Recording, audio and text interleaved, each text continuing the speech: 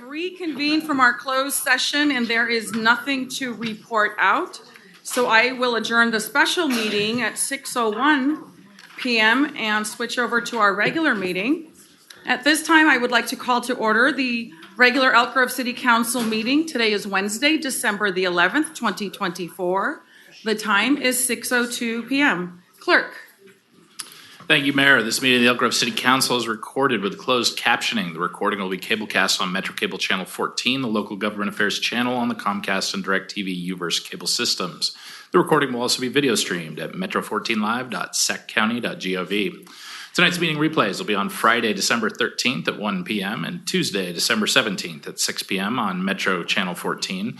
Once posted, the recordings of this and previous meetings can be viewed on demand at 3ws.elkgrovecity.org or youtube.com/metrocable14. For members of the participating audience who may have personal electronic devices, please place them on silent mode during the meeting or on mute when you are not speaking. The Elk Grove City Council welcomes, appreciates, and encourages participation in the City Council meeting. City Council requests that you limit your presentation to 3 minutes per person so that all present will have time to participate.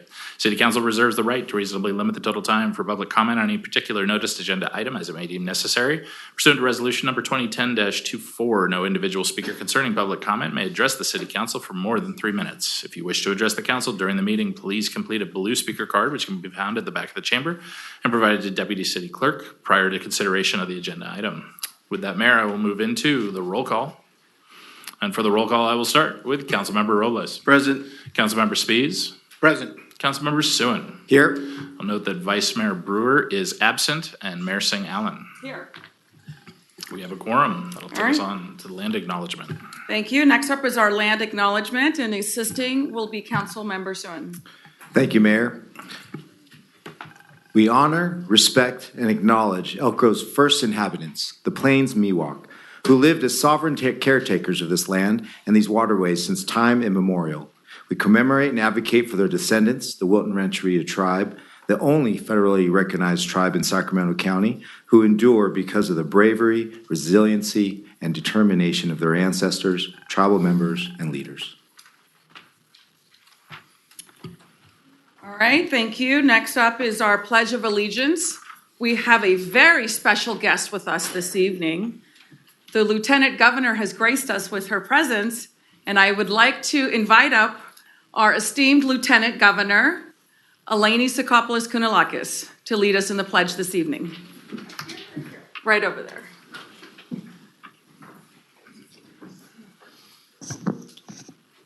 I pledge allegiance to the flag of the United States of America and to the republic for which it stands, one nation, under God, indivisible, with liberty and justice for all. Thank you. At this time, please join us for a brief moment of silence.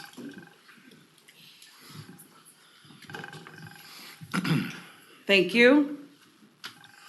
All right, next item, please. And we'll lead off with item 1A, our special action item, which is certification of the November 5th, 2024 General Municipal Election results for offices and reorganization of the City Council.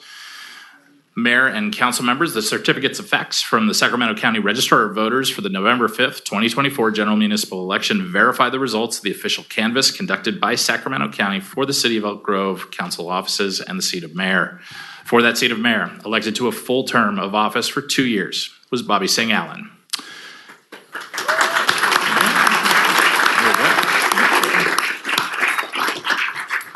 And for City Council member seats in Districts 1 and 3, those elected as council members for a full term of 4 years were for District 1, Darren Suen.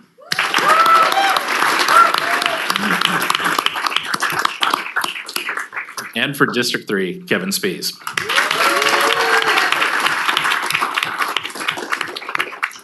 And a resolution verifying the election results is available for your adoption at this time. So moved. Second.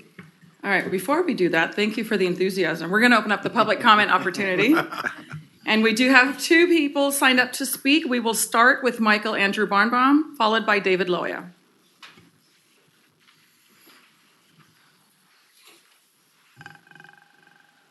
Good evening, Mayor Singh-Allen, members of the City Council.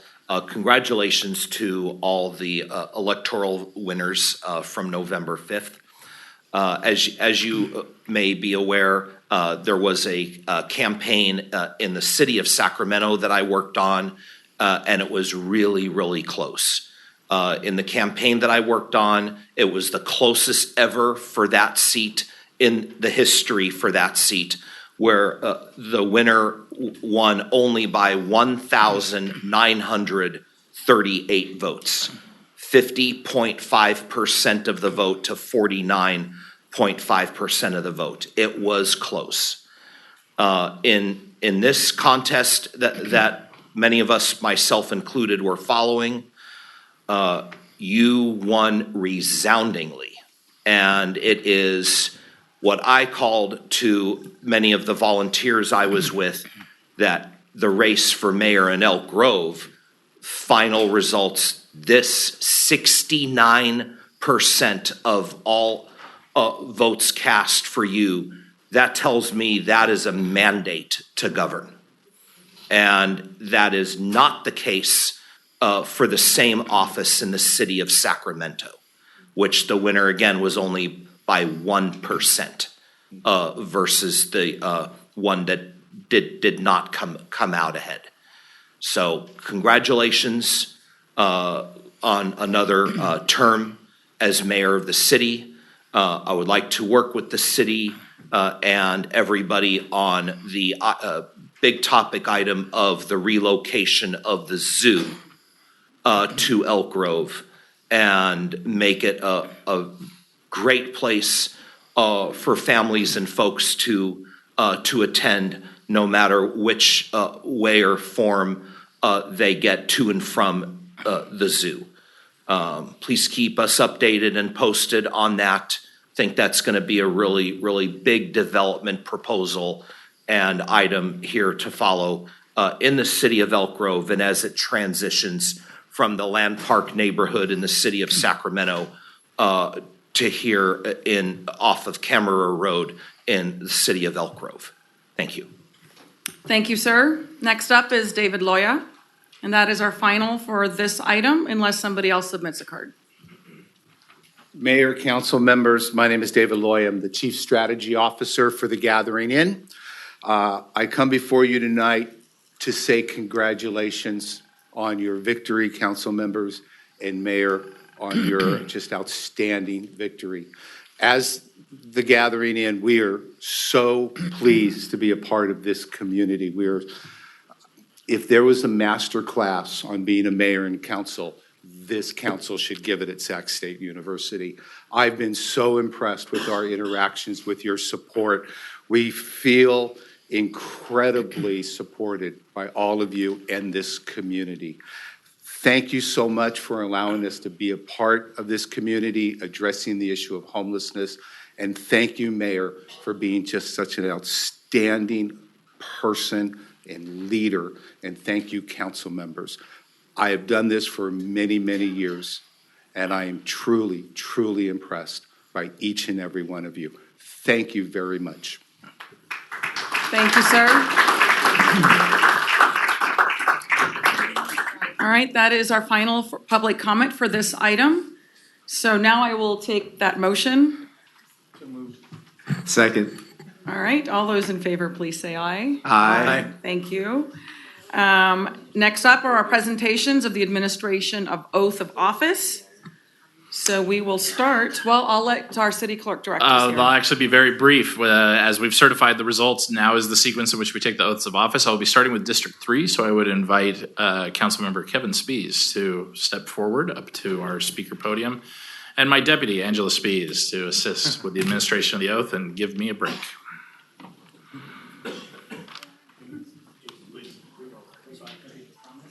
Yeah, we have that. Yep. Mm-hmm. Hey, how are you? Good. You know this gal? Hi. Hi. Okay, so please raise your right hand and repeat after me. I state your name, I, Kevin Spease, do solemnly swear do solemnly swear that I will support and defend that I will support and defend the Constitution of the United States the Constitution of the United States and the Constitution of the State of California and the Constitution of the State of California against all enemies, foreign and domestic, against all enemies, foreign and domestic, that I will bear true faith and allegiance that I will bear true faith and allegiance to the Constitution of the United States to the Constitution of the United States and the Constitution of the State of California, and the Constitution of the State of California, that I take this obligation freely that I take this application freely without any mental reservation without any mental reservation or purpose of evasion, or purpose of evasion, and that I will well and faithfully and that I will well and faithfully discharge the duties upon which I am about to enter. discharge the duties on which I'm about to enter. Congratulations. Thank you.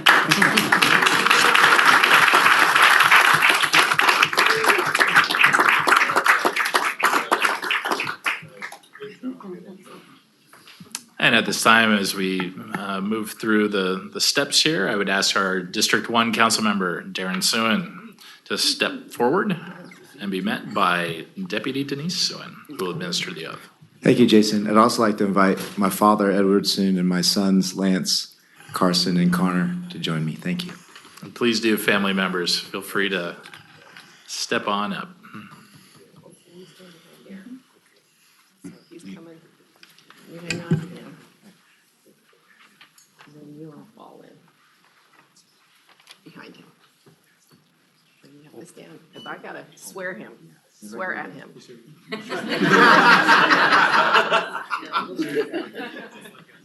Yeah, you gotta go that way. You gotta fan out. Sorry. Which way did you say fan out? That way. Okay, I need your right hand. Oh, sorry. Okay. I state your name. I, Darren Soon, Do solemnly swear do solemnly swear that I will support and defend that I will support and defend the Constitution of the United States the Constitution of the United States and the Constitution of the State of California and the Constitution of the State of California against all enemies, foreign and domestic, against all enemies, foreign and domestic, that I will bear true faith and allegiance that I will bear true faith and allegiance to the Constitution of the United States to the Constitution of the United States and the Constitution of the State of California, and the Constitution of the State of California, that I take this obligation freely that I take this obligation freely without any mental reservation without any mental reservation or purpose of evasion, or purpose of evasion, and that I will well and faithfully and that I will well and faithfully discharge the duties upon which I am about to enter. discharge the duties upon which I'm about to enter. Congrats.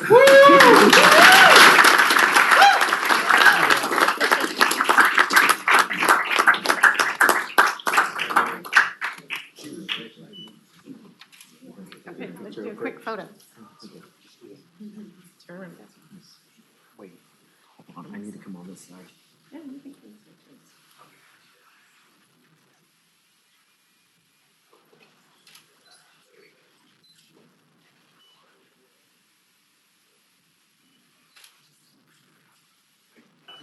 Thank you, everybody.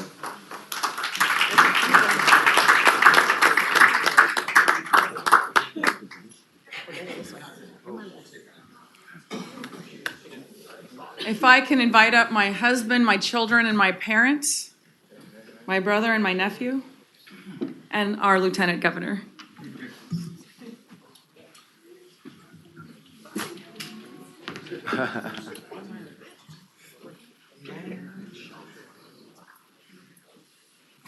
Looking good, gentlemen. You've done this before, huh?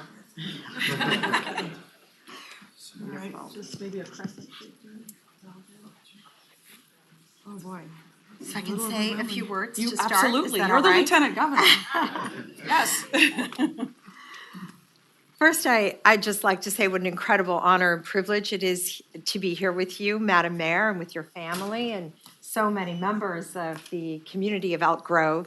I was here a few weeks ago, and I was reminded when I heard the land dedication of the First Peoples here, the Plains Miwok, and was so impressed with the new facility that they've built at Sky River and seeing so many changes in this area since I first started coming as a girl. And I also want to just recognize Jake, your husband. As we were walking in, he started talking just about how proud your family, your kids, and he in particular are of you. And, Jake, I say this with my husband all the time. Service is not something you do alone.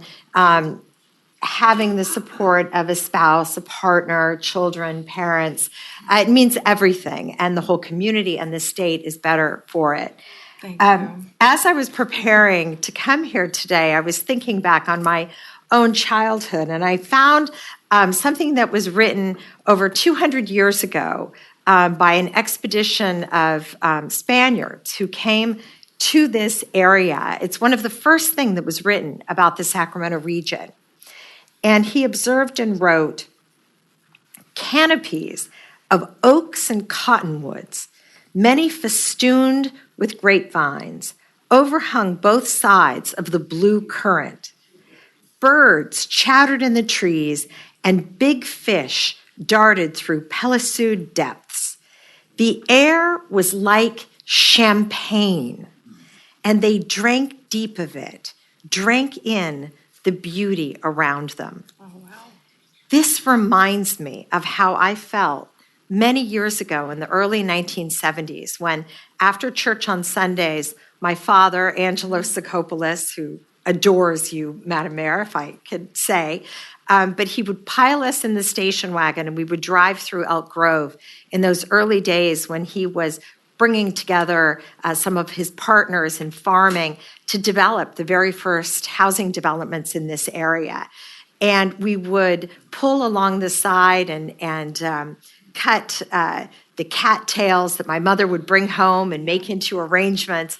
But those are the things I remember, the beautiful smells and the birds and the dragonflies and butterflies. And I still feel so much of the amazing environment of this area has been preserved even as this is now a major city, the second largest city in Sacramento County.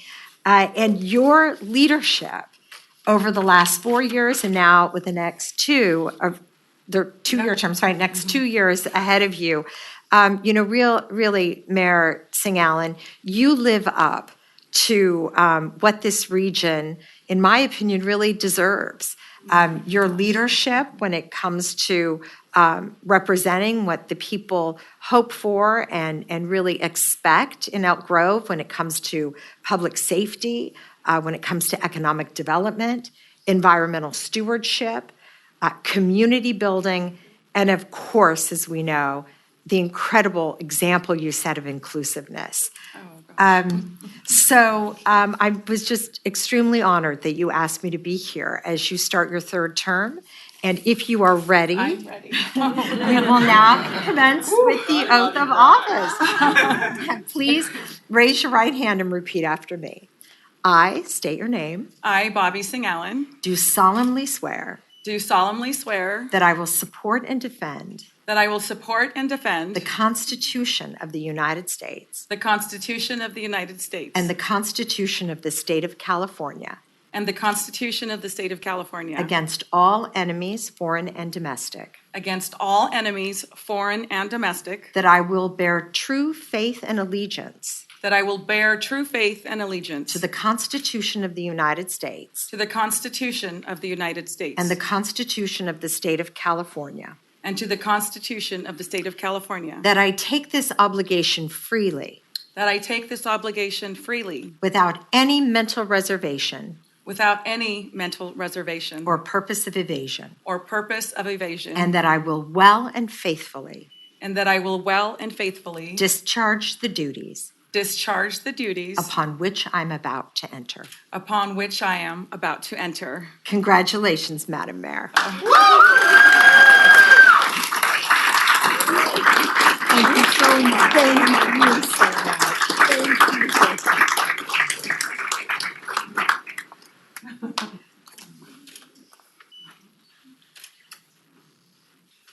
We'll take some photos here.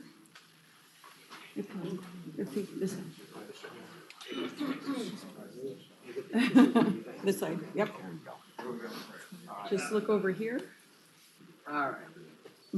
One, here we go. 1, 2, 3. Again, 1, two, Sorry. 1, 2, 3. Up.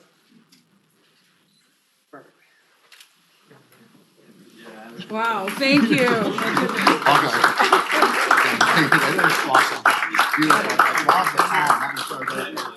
Yeah, it really is.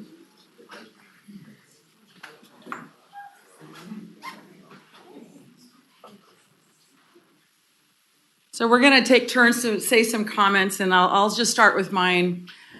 You know, it's a true honor and privilege to invite our esteemed Lieutenant Governor. There was a reason why I picked our Lieutenant Governor. My mentor to this day is the late Mayor of Sacramento, Joe Cerna Jr. And the Lieutenant Governor's father, Angelo Sacopoulos, and Mayor Joe Cerna were the best of friends, who came from humble beginnings as immigrants to this great country. And I'm a proud immigrant to this country. And I'm reminded today the power and resiliency of the immigrants and refugees that call this great country home. That with hard work and dedication, all dreams are possible. We see that with our Lieutenant Governor, as the first directly elected Sikh woman mayor in this country. It is an honor. The journey is not easy. And while, I did not want to take this swearing-in ceremony for granted, this is an important moment for my family who made the journey to this country from India, my brother who established a successful business, my family, my parents who sacrificed like so many immigrants before them, and my grandparents who aren't with us today. That all immigrants and refugees are our ancestors' wildest dreams come true. That anything is possible in this great nation. And so to you, Lieutenant Governor, thank you for blessing us.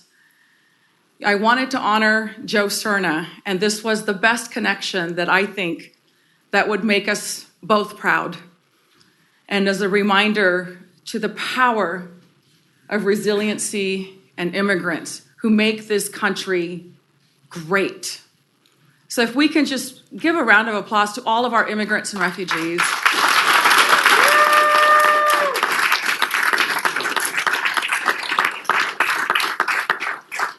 I also want to recognize all of the tremendous elected officials that have graced us this evening, the business community that supported me, the labor community that supported me, my family, my children, my husband, my parents, my friends who are my sister friends. I love you all. You give me strength every day to be a better mayor for this city. Public service is not easy, as you all know, but it is worth the fight, because when we all fight together, our community and our residents win. I'm so proud of my colleagues here. You are seeing the best of not only Elk Grove, but the region. We show up every single day to make our community better and put politics aside. In our fractured world and country, let us turn to these moments of coming together and being good stewards of humanity and working together collaboratively and focusing on that which unites us versus that which divides us. So thank you all for attending tonight. I love each and every one of you.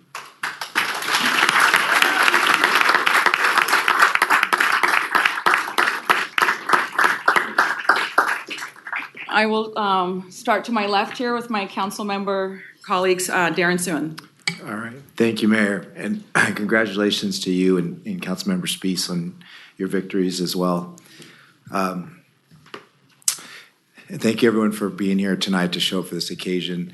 It was especially meaningful to me this time. In 2020, both my mom and dad swore me in. My mom was ill, and she succumbed to that illness. So it's very special to have my dad here today. as you know, parents do, they've raised me to be the man that I am, and with the values and hard work ethics they've instilled upon me is how I try to lead and represent our community. I'm also very grateful for my wife Denise and my children Lance, Connor, and Carson for their support throughout these last 10 years. As was mentioned earlier by Lieutenant Governor, that you don't do this journey alone.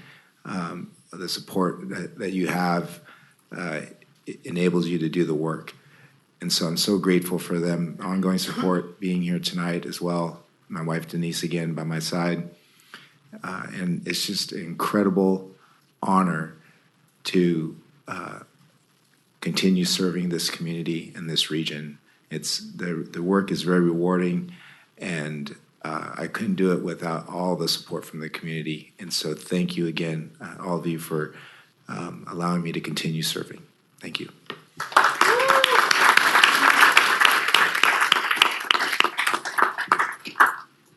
Councilmember Spease? Thanks.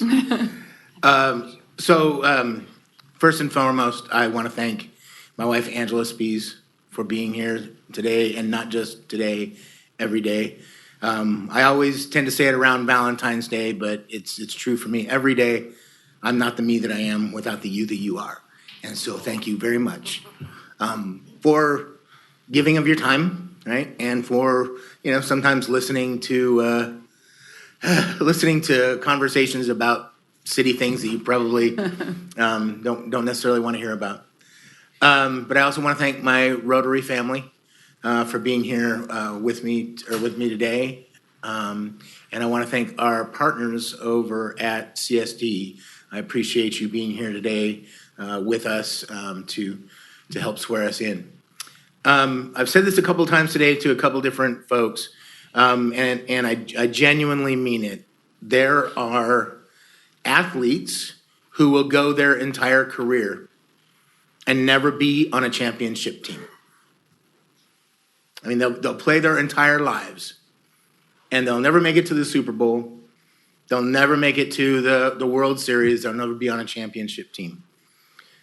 Well, there is no Super Bowl for cities. There is no Super Bowls, or there are no World Series for cities.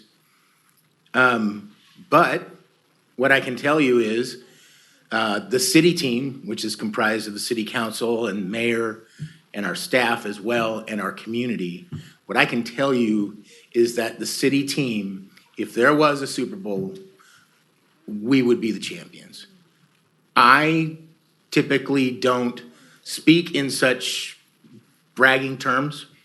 But what I want you to understand is that as Councilmember Suen, as all of us go around the valley, we constantly hear, Elk Grove, you've got it right. You're moving in the right direction. Keep going. They usually don't say it that way. They usually use an F word in there, but it's truth. It's truth. And so I want to thank or congratulate you, Mayor, on your reelection, and Councilmember Suen, and of course Councilmember Robles and Councilmember Brewer. I want to thank you. As a team, we are doing very well. Do we have a fumble from time to time? Absolutely. Right? Are there times that we, threw an interception? Absolutely. Right? But we play our best game. We know our roles. We play to each other's strengths, and I appreciate that. And I think if there was a championship, we would win. So with that, thank you very much, city staff. Thank you very much to our CSD partners. We couldn't do it without Fire and Parks and Rec. You are a very important part of who we are as a community. And so with that, Sister Helena, thank you very much for whipping all the Rotarians to show up today. I appreciate you. But thank you so much. And thanks for being here tonight. Thank you.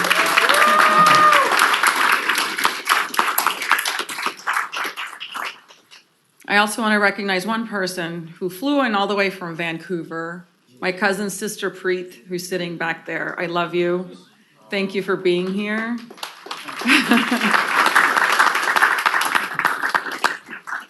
So at this time, let's see, we need to do our reorganization. All right.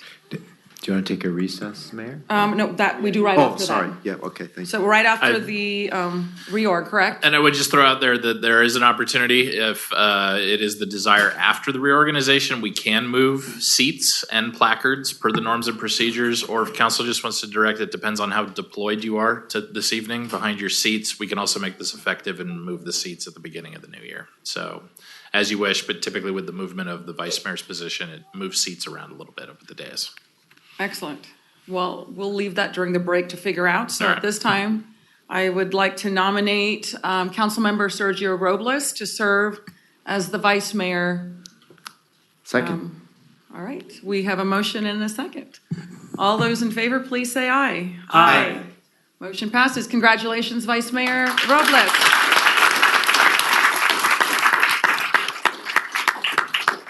All right, at this time, we will enjoy a 15 to 20-minute reception. We can stick around here, we'll take pictures and celebrate together, and then continue on for the rest of our business that's on the City Council agenda. Thank you all for being here.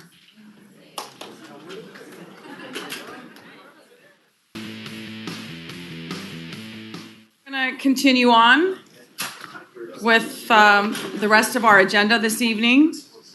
So we are now on item 2, which is the approval of the agenda. May I get a motion? So moved. All those in favor, please say aye. Aye. Thank you. Let's see, next item, clerk. And we'll advance quickly as there are no closed session items under section 3 and there are no presentations and announcements under section 4. That will advance us to section 5, general public comment. Excellent. I will go ahead and open up public comment. We have one speaker, Tanya Vera Shear.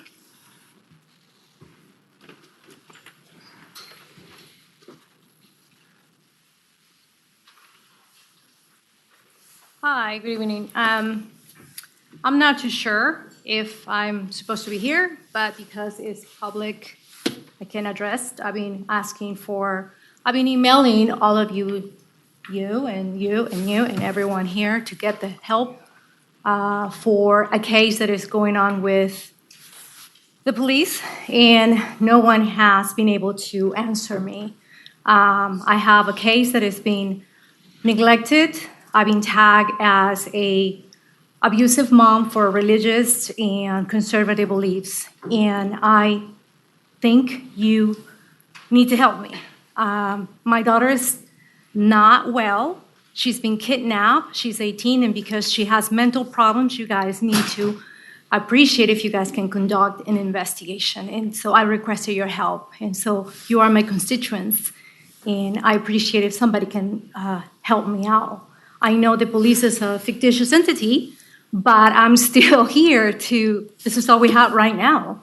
And so please, I am asking, I'm begging you, somebody has to help me somehow investigate the condition of my daughter, retrieve her from the groomers, and help us. I'm not too sure if the public knows that Elk Grove is a sanctuary city for pedophilia, and I believe that is the reason why I've been blocked. So can I have somebody help me out?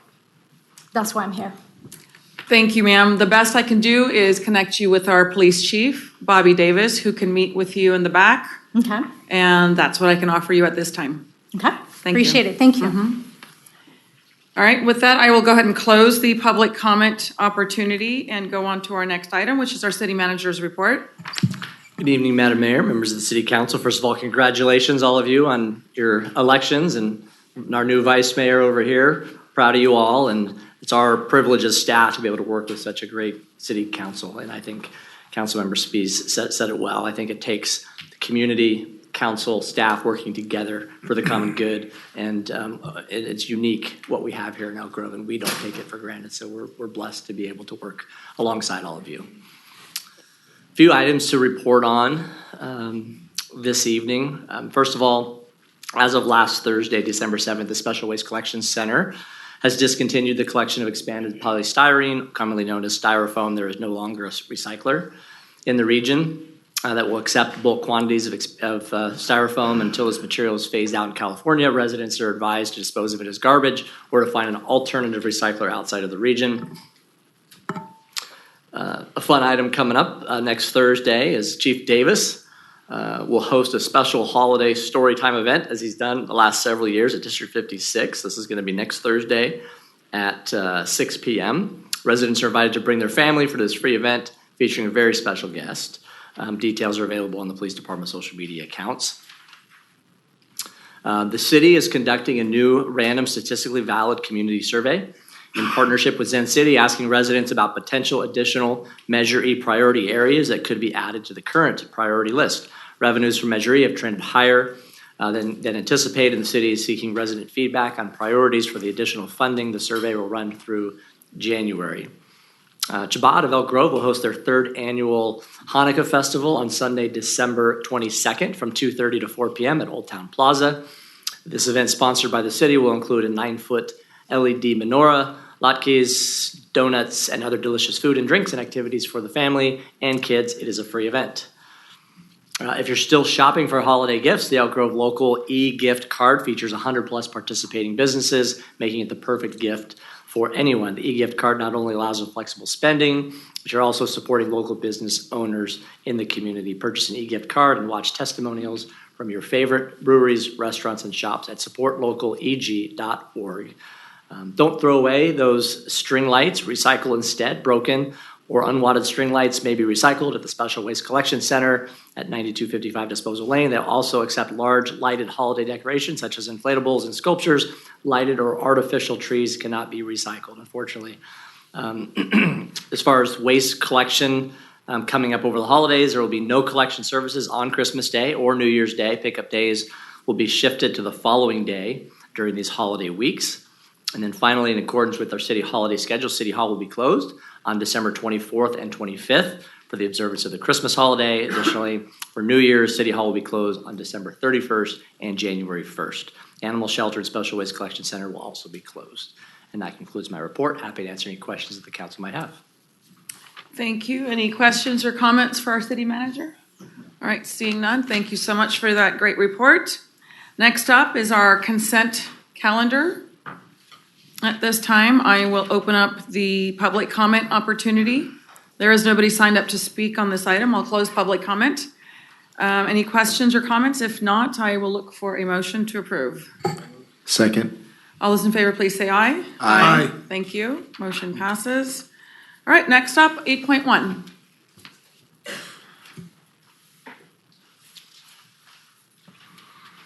Eight point one is a public hearing to consider adoption of a resolution authorizing the city manager to submit an application to the California Department of Housing and Community Development for Permanent Local Housing Allocation, PLHA funding, and amending the 5-year PLHA plan.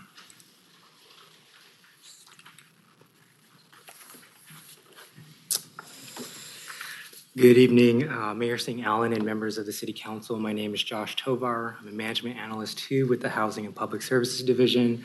The purpose of tonight's presentation is the City Council's authorization to amend the city's Permanent Local Housing Allocation, or PLHA, 5-year expenditure plan.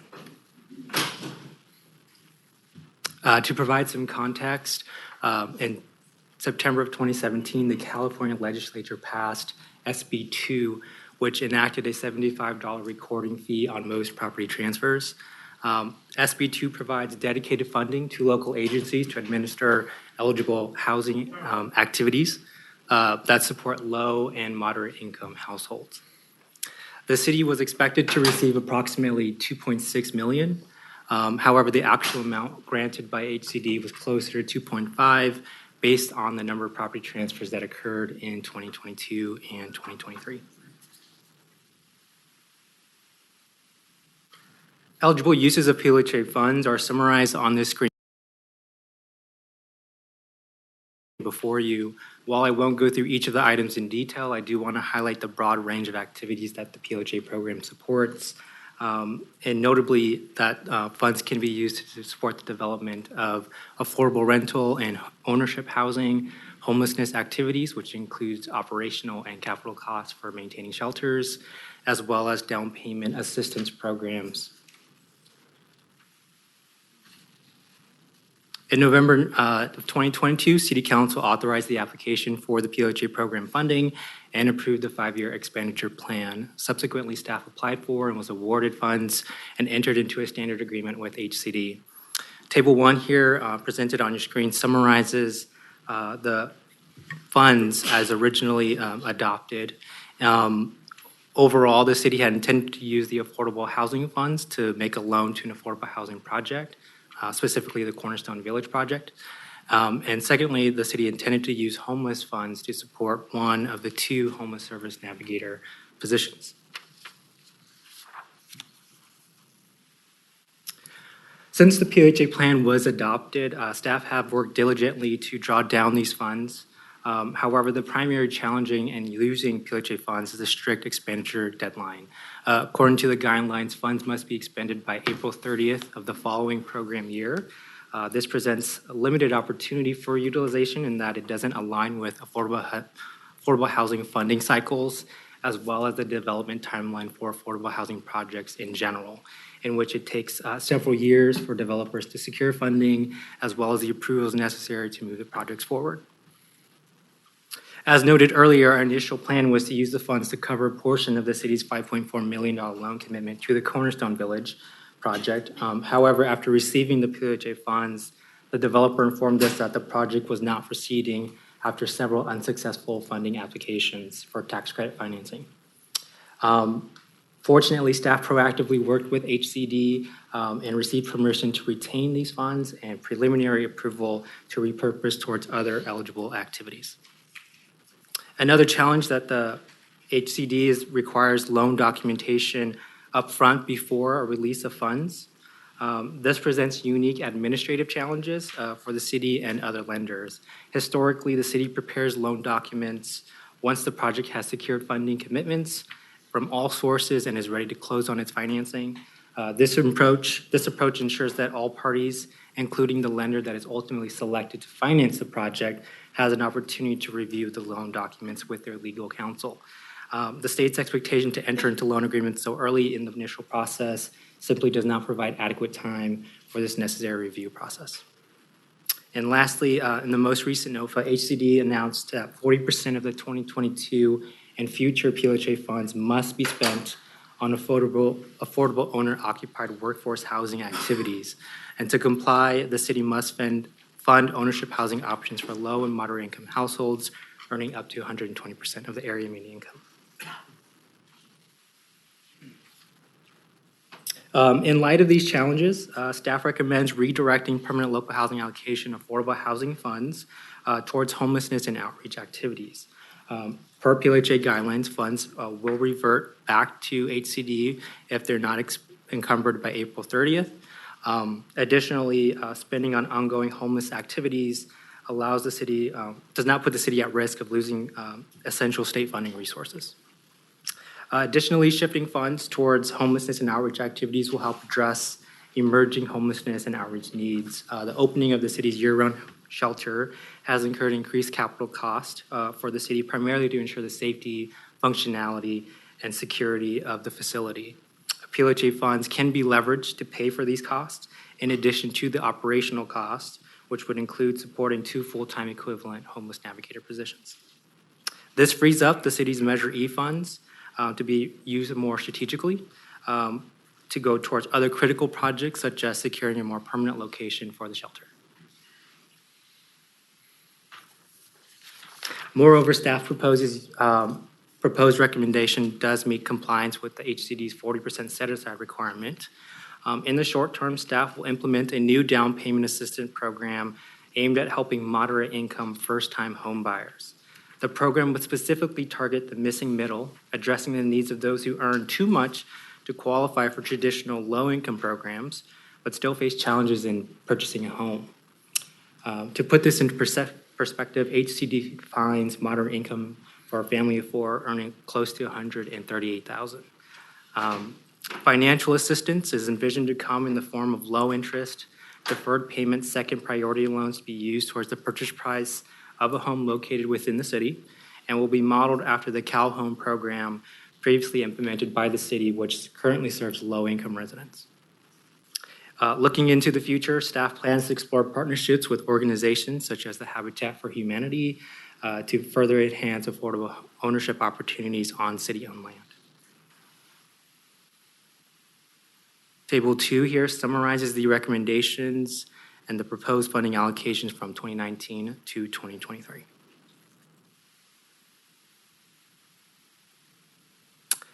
Tonight, staff's requesting that the City Council adopt a resolution approving amendments to the PLHA 5-year plan and authorizing the city manager to execute all and file all documents with HCD.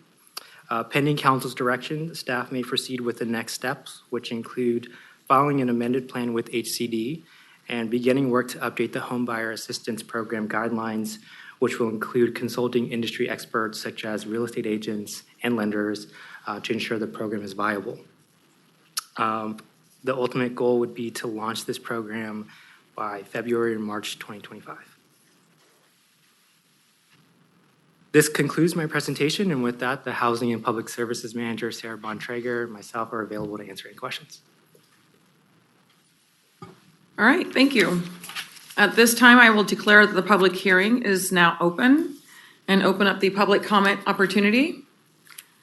I do not see anyone signed up to speak on this item. I'll close public comment opportunity and declare that the public hearing is now closed and turn it over for any council comments and questions. We'll start to the left. Councilmember Suen. Thanks, Mayor. Happy to support the item and move to adopt a resolution when it's time. I just wanted to just express my support for, the opportunity to provide assistance for that missing middle. And that's something we've been trying to crack that proverbial nut, so to speak. How do we find that folks that don't qualify for these low affordable programs? So this is really, really good news. I know it comes on the heels of one of our other projects not getting funded, Cornerstone Village, but I think this is definitely a silver lining in this situation. So thank you. Councilmember Brewer. That's a better ring, a much better ring. Okay. I'm still mayor, though. I have the city, the rest of y'all have neighborhoods. But I want to thank Mr. Tovar and Ms. Bontrager for this report, for doing this deep dive, seeing what opportunities we could use with the funding that we have, and really looking at how we can help folks out in the terms of providing a down payment assistance. And it's very interesting that we're doing this, because it is hard for middle income and lower middle income families to try to get to the task of buying a home when there's constant competition. And for having the ability to provide this assistance to people is important.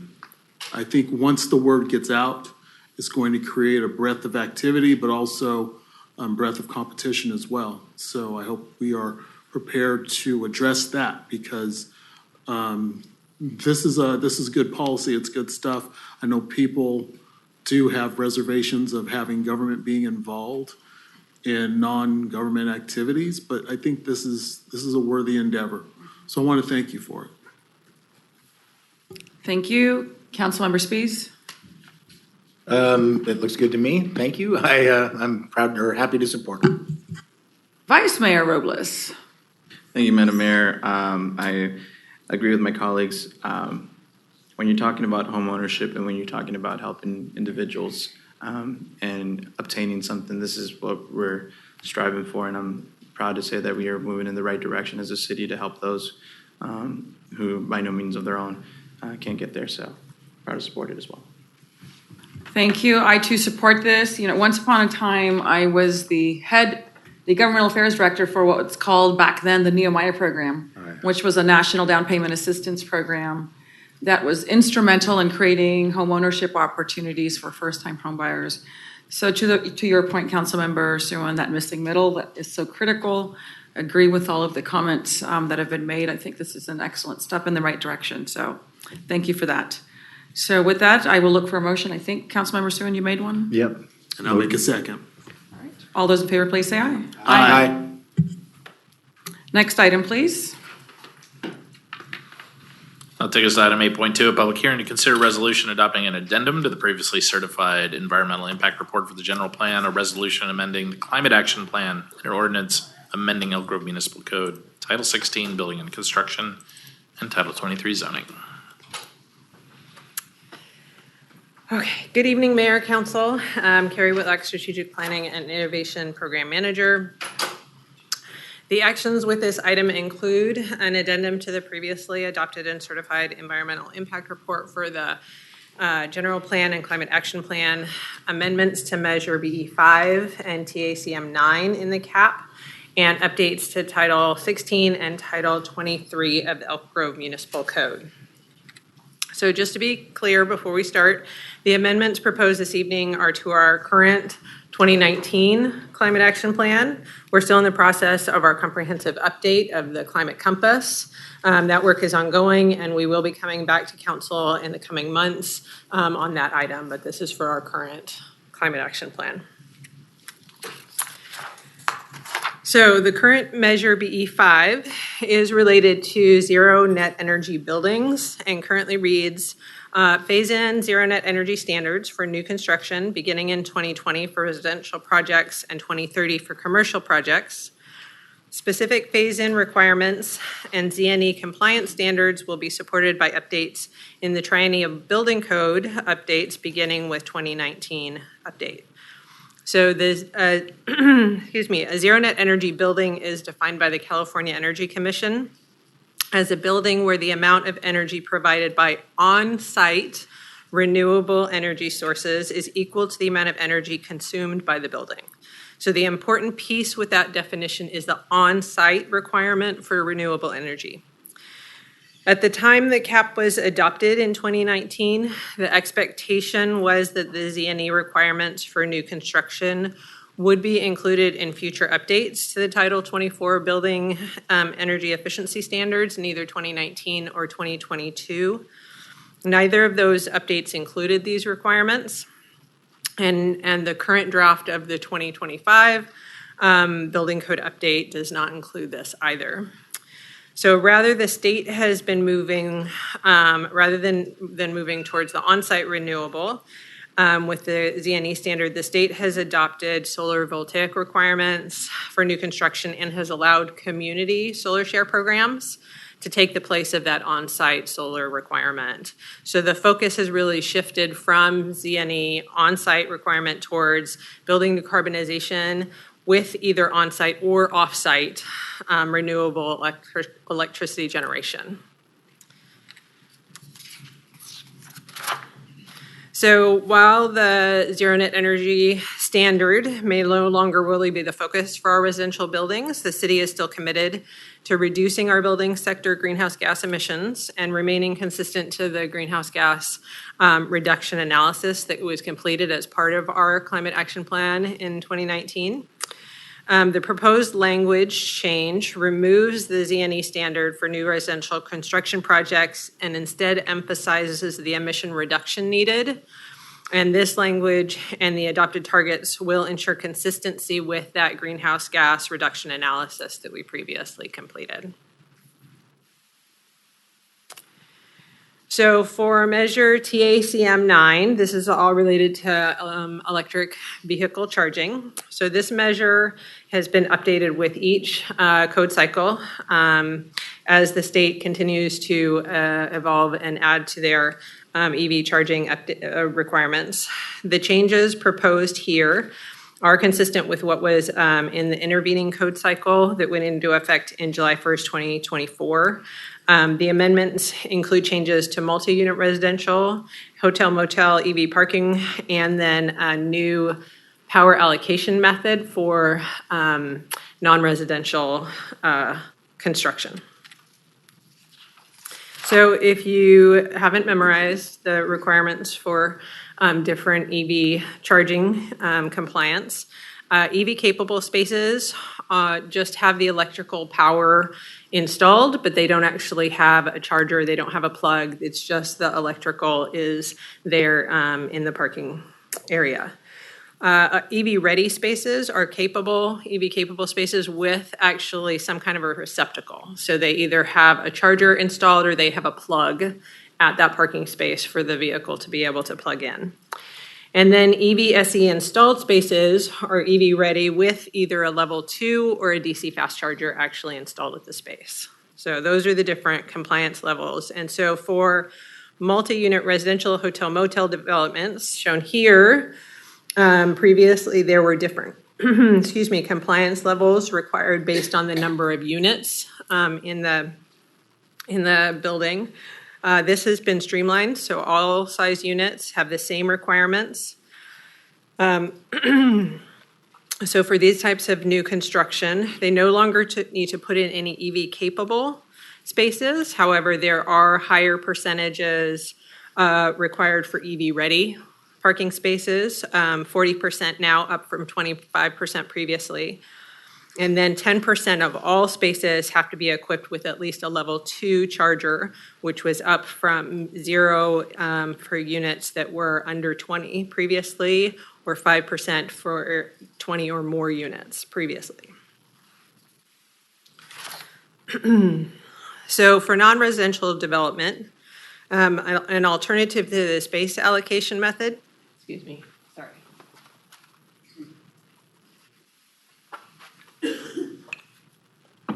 Okay, I'll start again with that one. So for non-residential development, an alternative to the space allocation method is provided using power allocation. So the general principle is similar to the space allocation method, with higher requirements included for larger parking lots and flexibility in terms of types of chargers installed, as long as there is at least one level 2 EV charger provided at the location. The changes to the municipal code are all related just to the EV charging requirements. So as I mentioned before, with each state code cycle update, the EV requirements continue to change and become more stringent, and these are again expected to change with the 2025 code as well. So this has made it a little bit of a challenge to maintain consistency between our climate action plan, the municipal code, and the state building code.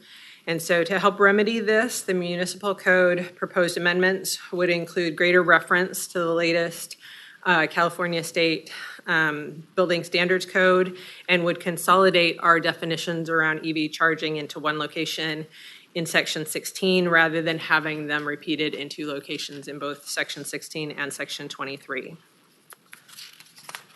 So just to summarize all of the changes that we're looking at, we are proposing changes for the cap to just 2 measures, BE5 to change from a 0 net energy standard to decreasing energy emission requirement, for TACM 9 to update the EV charging requirement to match the state building code, and then the municipal code updates are all related to EV infrastructure requirements and include changes to section 16, building and construction, and section 23, zoning. So the proposed amendments to the cap and the municipal code are considered a project under CEQA. So the general plan updated EIR, which was certified by the City Council on February 27th, 2019, also included the 2019 cap and 2019 zoning code amendments as part of the analysis. So this included analysis related to the building energy emissions reductions identified in BE5 and the EV charging infrastructure improvements included in TACM 9. So state CEQA guidelines provides that previously approved EIRs can be relied upon to approve subsequent changes to a project unless certain qualifications are exceeded, which would require an addendum to the EIR, a subsequent EIR, or a negative declaration. So staff has reviewed and concluded that an addendum to the EIR is the appropriate document. Changes that are being proposed to the project are not substantial. The impacts of the changes will be equivalent to or less than the impacts previously analyzed in the EIR. The addendum identifies this for each of the different project components and for each of the different impact areas. There are no changes in physical circumstances that would cause a new significant impact or substantially increase the severity of previously identified significant impacts. And there is no new information of substantial importance. So all of this information is included in that addendum and in the staff report as well. So finally, staff recommends that City Council adopt the addendum to the EIR, adopt a resolution for the CAP amendments to BE5 and TACM 9, and introduce an ordinance amending the Municipal Code Title 16 and Title 23.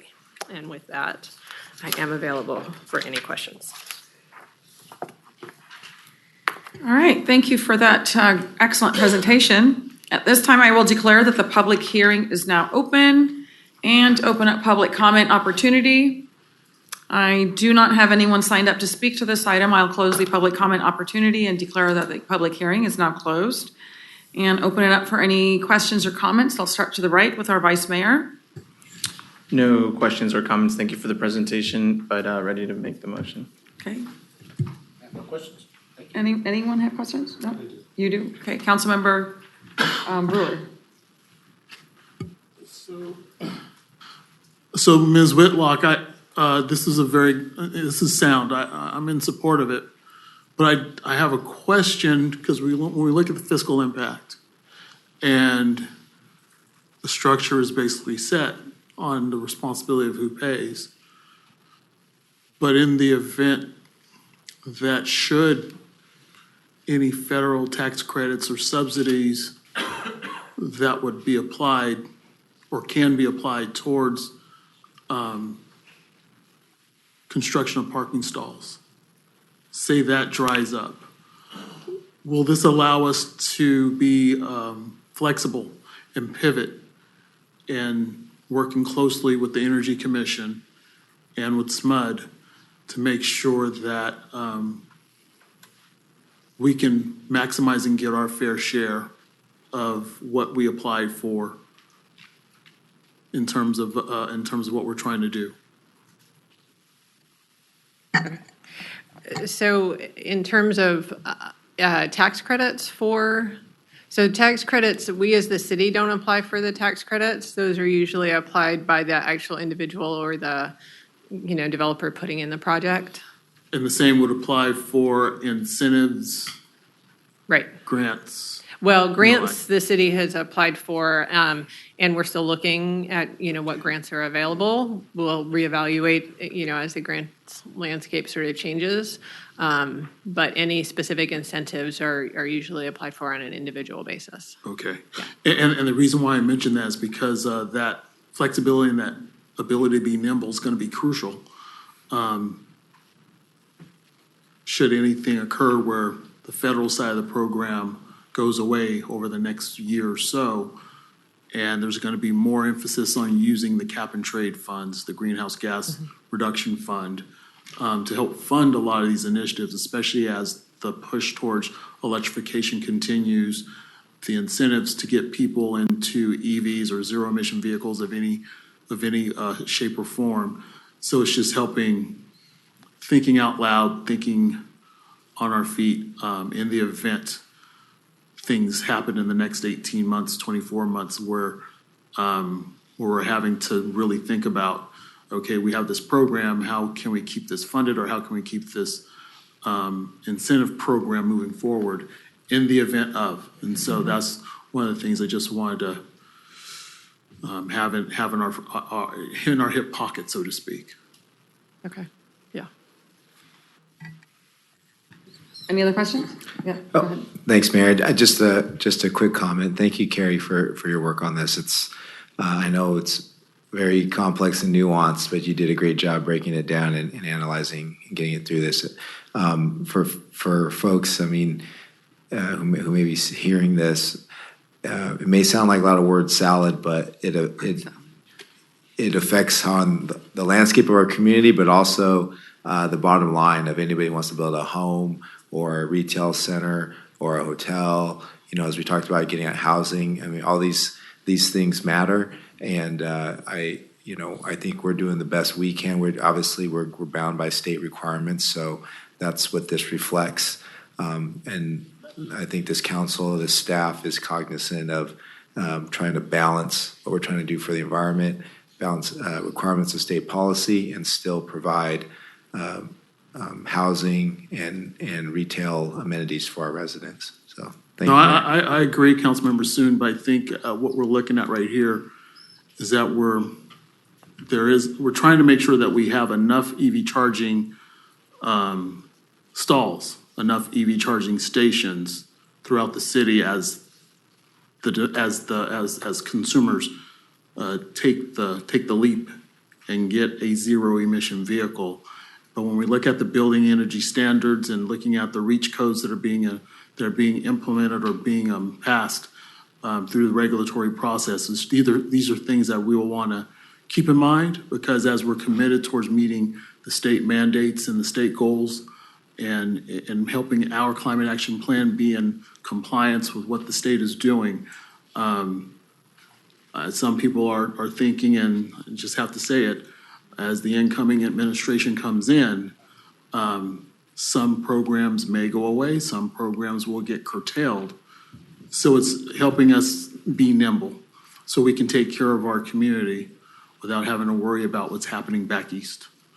And that's why I posed those questions the way I did, because we want to stay nimble, we want to stay flexible, and definitely know what's out there in front of us. Because if a regulatory measure is too rigid and we're unable to reach it, then we need to consider the alternatives that are in place. All right, thank you for your presentation. I'm all for a balanced approach, and because I think it's the most realistic to attain. So thank you for the work towards reaching that. So thank you again. With that, what I need is a motion 1 through 3.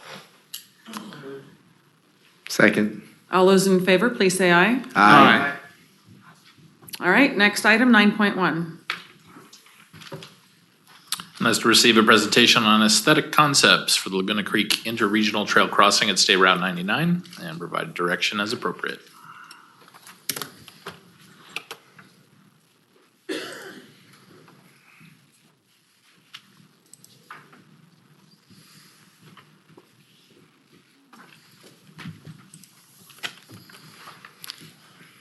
Good evening, Mayor, City Council members. My name is Travis Kuhn. I'm a senior civil engineer in the Capital Program.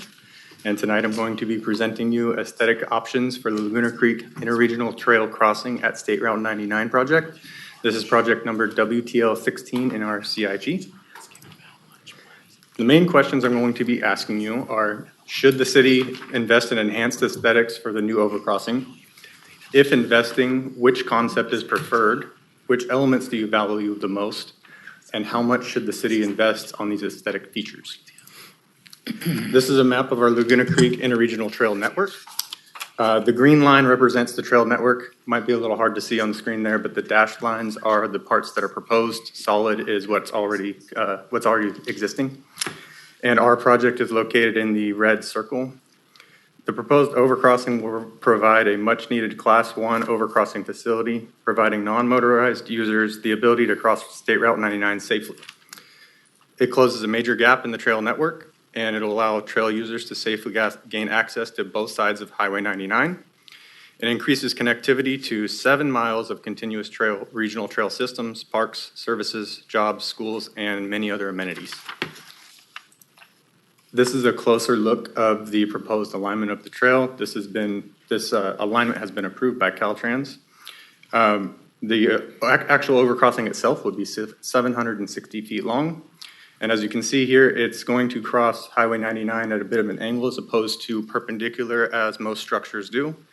This is partially to avoid the existing Caltrans bridge that crosses the creek, and also to minimize impacts to Creekside Christian Church. This angle will also have some visual appeal to it. The initial grant applications for the project were submitted in 2020, and Caltrans coordination began shortly after. Design began in April of 2023. 35% plans were completed in April of 2024, and environmental documents are in progress. So now we're in the architectural design stage, which must be completed before proceeding to final design. This is because aesthetic details may impact the structure type selection, which is required before we move on to final design. And support from Creekside Christian Church is important, and they value aesthetic treatments. They've voiced that so in our meetings with them. Caltrans has the ultimate approval authority, though. The new structure, we've talked to Caltrans, and the new structure must be cohesive with the existing structures along the corridor. At a minimum, aesthetics should match the Sheldon overcrossing. While we're early in the design process, Caltrans' approval of non-standard designs will take additional time. So the sooner that we select a concept to move forward, the sooner we can review the process, the review process can begin. Design will be refined based on cost and Caltrans feedback. However, major changes could affect the structure type. We want to know which features Council values most before we present the renderings to Caltrans. So before I show you our conceptual renderings, I want to remind you of the existing structures along the Highway 99 corridor. Driving from south to north, the first one you come across is Grant Line Road. And you can see here the railings on the top of the structure have some curved features. They're black and clean. The lights are mounted on tall poles. You see some brick features in the concrete patterns. The next structure you come across is Elk Grove Boulevard. Again, it has some of those brick features. Similar rounded shapes on the railings. This one does not have lights on it. And it also has some concrete patterns along the sides.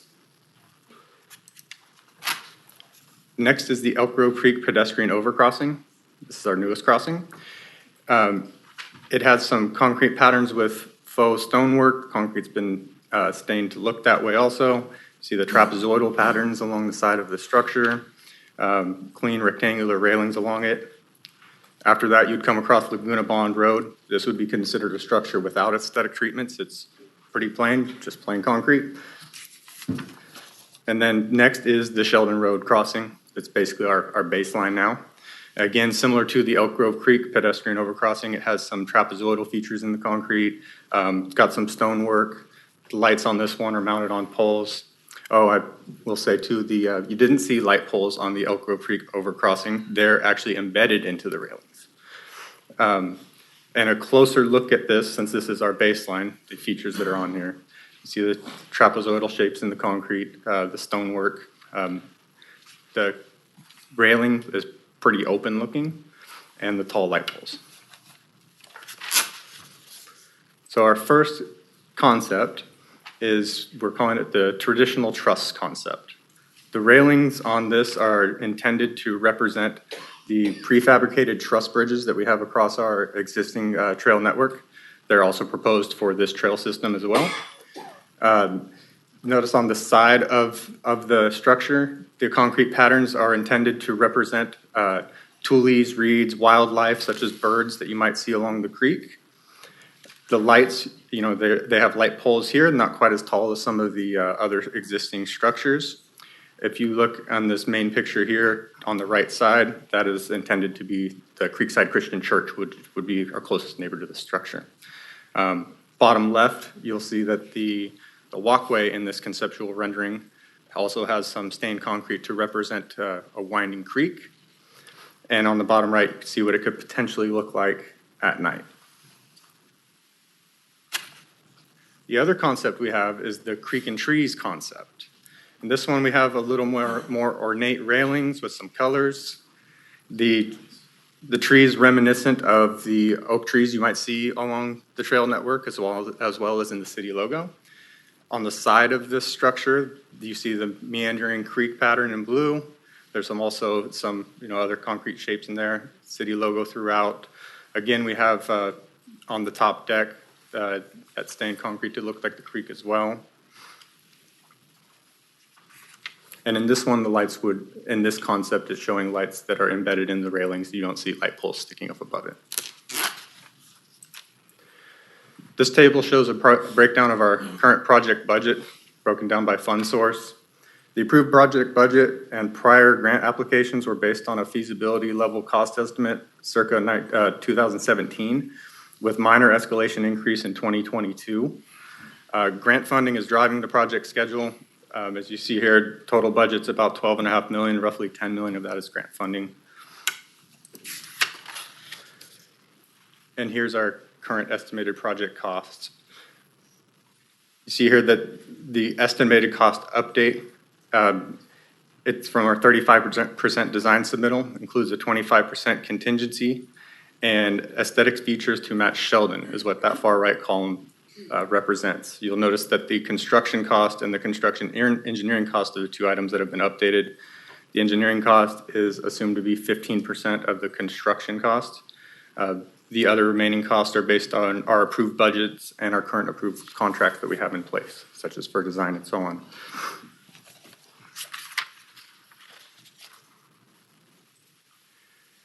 This is a bridge cost index from Caltrans. The index grew 3 times more in the last 2 years compared to the 6 years prior. You see on the right side how much the cost of bridges have increased since 2020 when we began applying for grants on this project. And here's a breakdown of the cost of our aesthetic concepts. The base cost would be to match Sheldon. The traditional truss cost is an additional $1.75 million on top of Sheldon. The creek and trees is $2.65 million in addition to matching Sheldon. You notice too that on some of these items, the traditional truss and the creek and trees have that second row, the concrete texture and stain on the top. If we did not want that, those costs could be eliminated fairly easily. Costs will be refined as the project progresses. Some items may be removed to reduce cost. And as shown on the previous slide, bridge costs have escalated in recent years. And if council's direction is to proceed with enhanced aesthetic treatment, staff will return to request the appropriate amount of additional funding when the costs are more refined. So to recap, my main questions for you are, should the city invest in enhanced aesthetics for the new overcrossing? If investing, which concept is preferred? Which elements do you value most? And how much should the city invest in the features? And I'll leave you with a summary of our images. That's the end of my slide. I want to leave this up for your discussion. All right, very good. I just wanted to make sure. No worries. All right, excellent. That's a great presentation. At this time, I'll open up public comment opportunity. We have one person signed up to speak, Pastor Troy Winslow.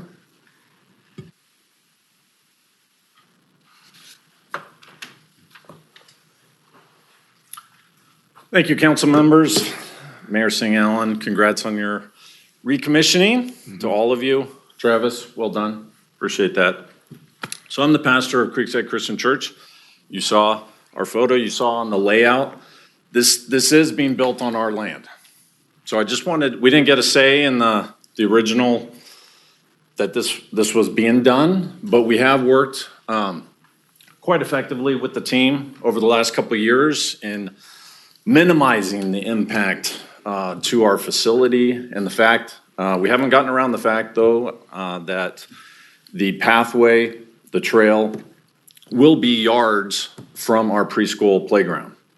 So First Baptist Church started in Elk Grove 100 years ago in February. We are now Creekside. And we chose Creekside as a name because we have multiple creeks on our property, and creeks go throughout the Elk Grove area. It's part of who we are, along with our grain belts and our school districts. It's important. But we also we're the largest church in all Sacramento County, and 3,000 plus Elk Grove residents call Creekside home. And we just want to put our best foot forward as this, you see in this top view here, you wouldn't even be able to see Creekside from going northbound. And so these other options, the more aesthetically pleasing options, does open it up, minimizes the impact that now we have an obstruction for the first time in 30 plus years of being there that blocks our view. And again, we're not to the point where we've started to negotiate. We have not received an offer of what we're going to receive in compensation for this. But I do want you to know that I lend our support for the aesthetic versions of this, and I ask that the city continue, like it has for the last 100 years, negotiate in good faith when we come to terms over the next year or so in what the impact and the minimizing the impact to our school, to our church, this project will have. So thank you for your time. Thank you, sir. Thank you for being here. All right, that concludes our public comment. I will go ahead and close public comment opportunity and open it up for council deliberations. We'll start to the left this time. Councilmember Suen. Thank you, Mayor. I appreciate the presentation, Travis. And I think from a salesperson's point of view, you're supposed to show us the most expensive one first, right? And then everything's supposed to be less. I'm just joking. I'm an engineer, not a salesperson. I know. Good answer. Good answer. Good answer. Yeah. Anyway, look, I appreciate Pastor's comments, and I agree. And so I also really do like the creek and trees concept. I think it stands out, makes it very, very unique. So I would support the creek and trees concept. Thank you. Councilmember Brewer. I don't really have a whole lot to say. I like all three approaches, but you want to have, it's a pedestrian bridge. The Sheldon baseline looks more like the roadway, Sheldon Road, crossing the highway. The traditional truss, it's nice, but the whole focus is to bring both sides, the east side and the west side, together. This is part of the Laguna Creek Trailway. And you want to be emblematic of that and also be respective of where it is in proximity to Creekside Church. I like the creek and trees concept. That's all I got to say.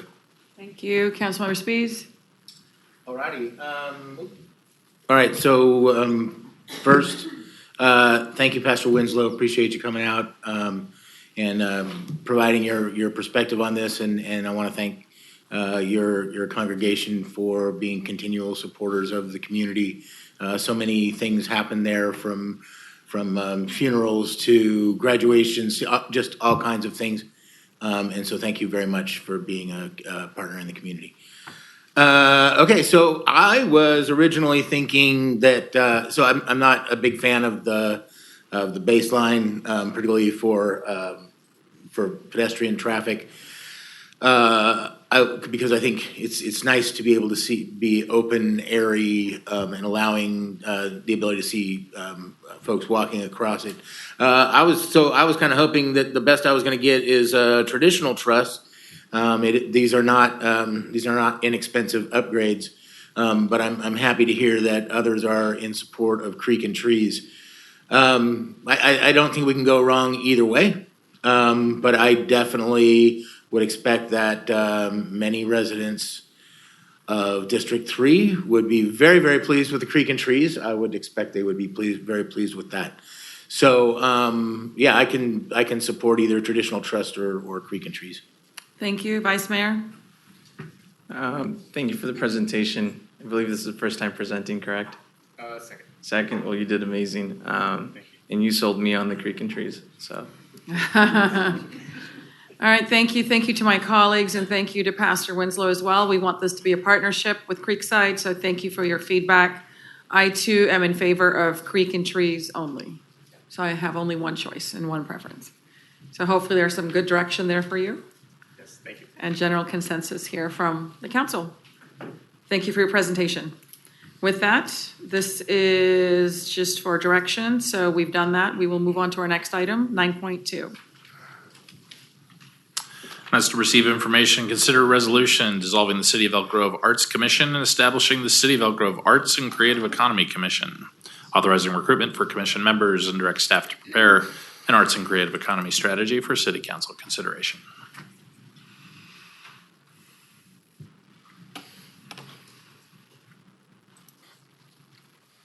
All right.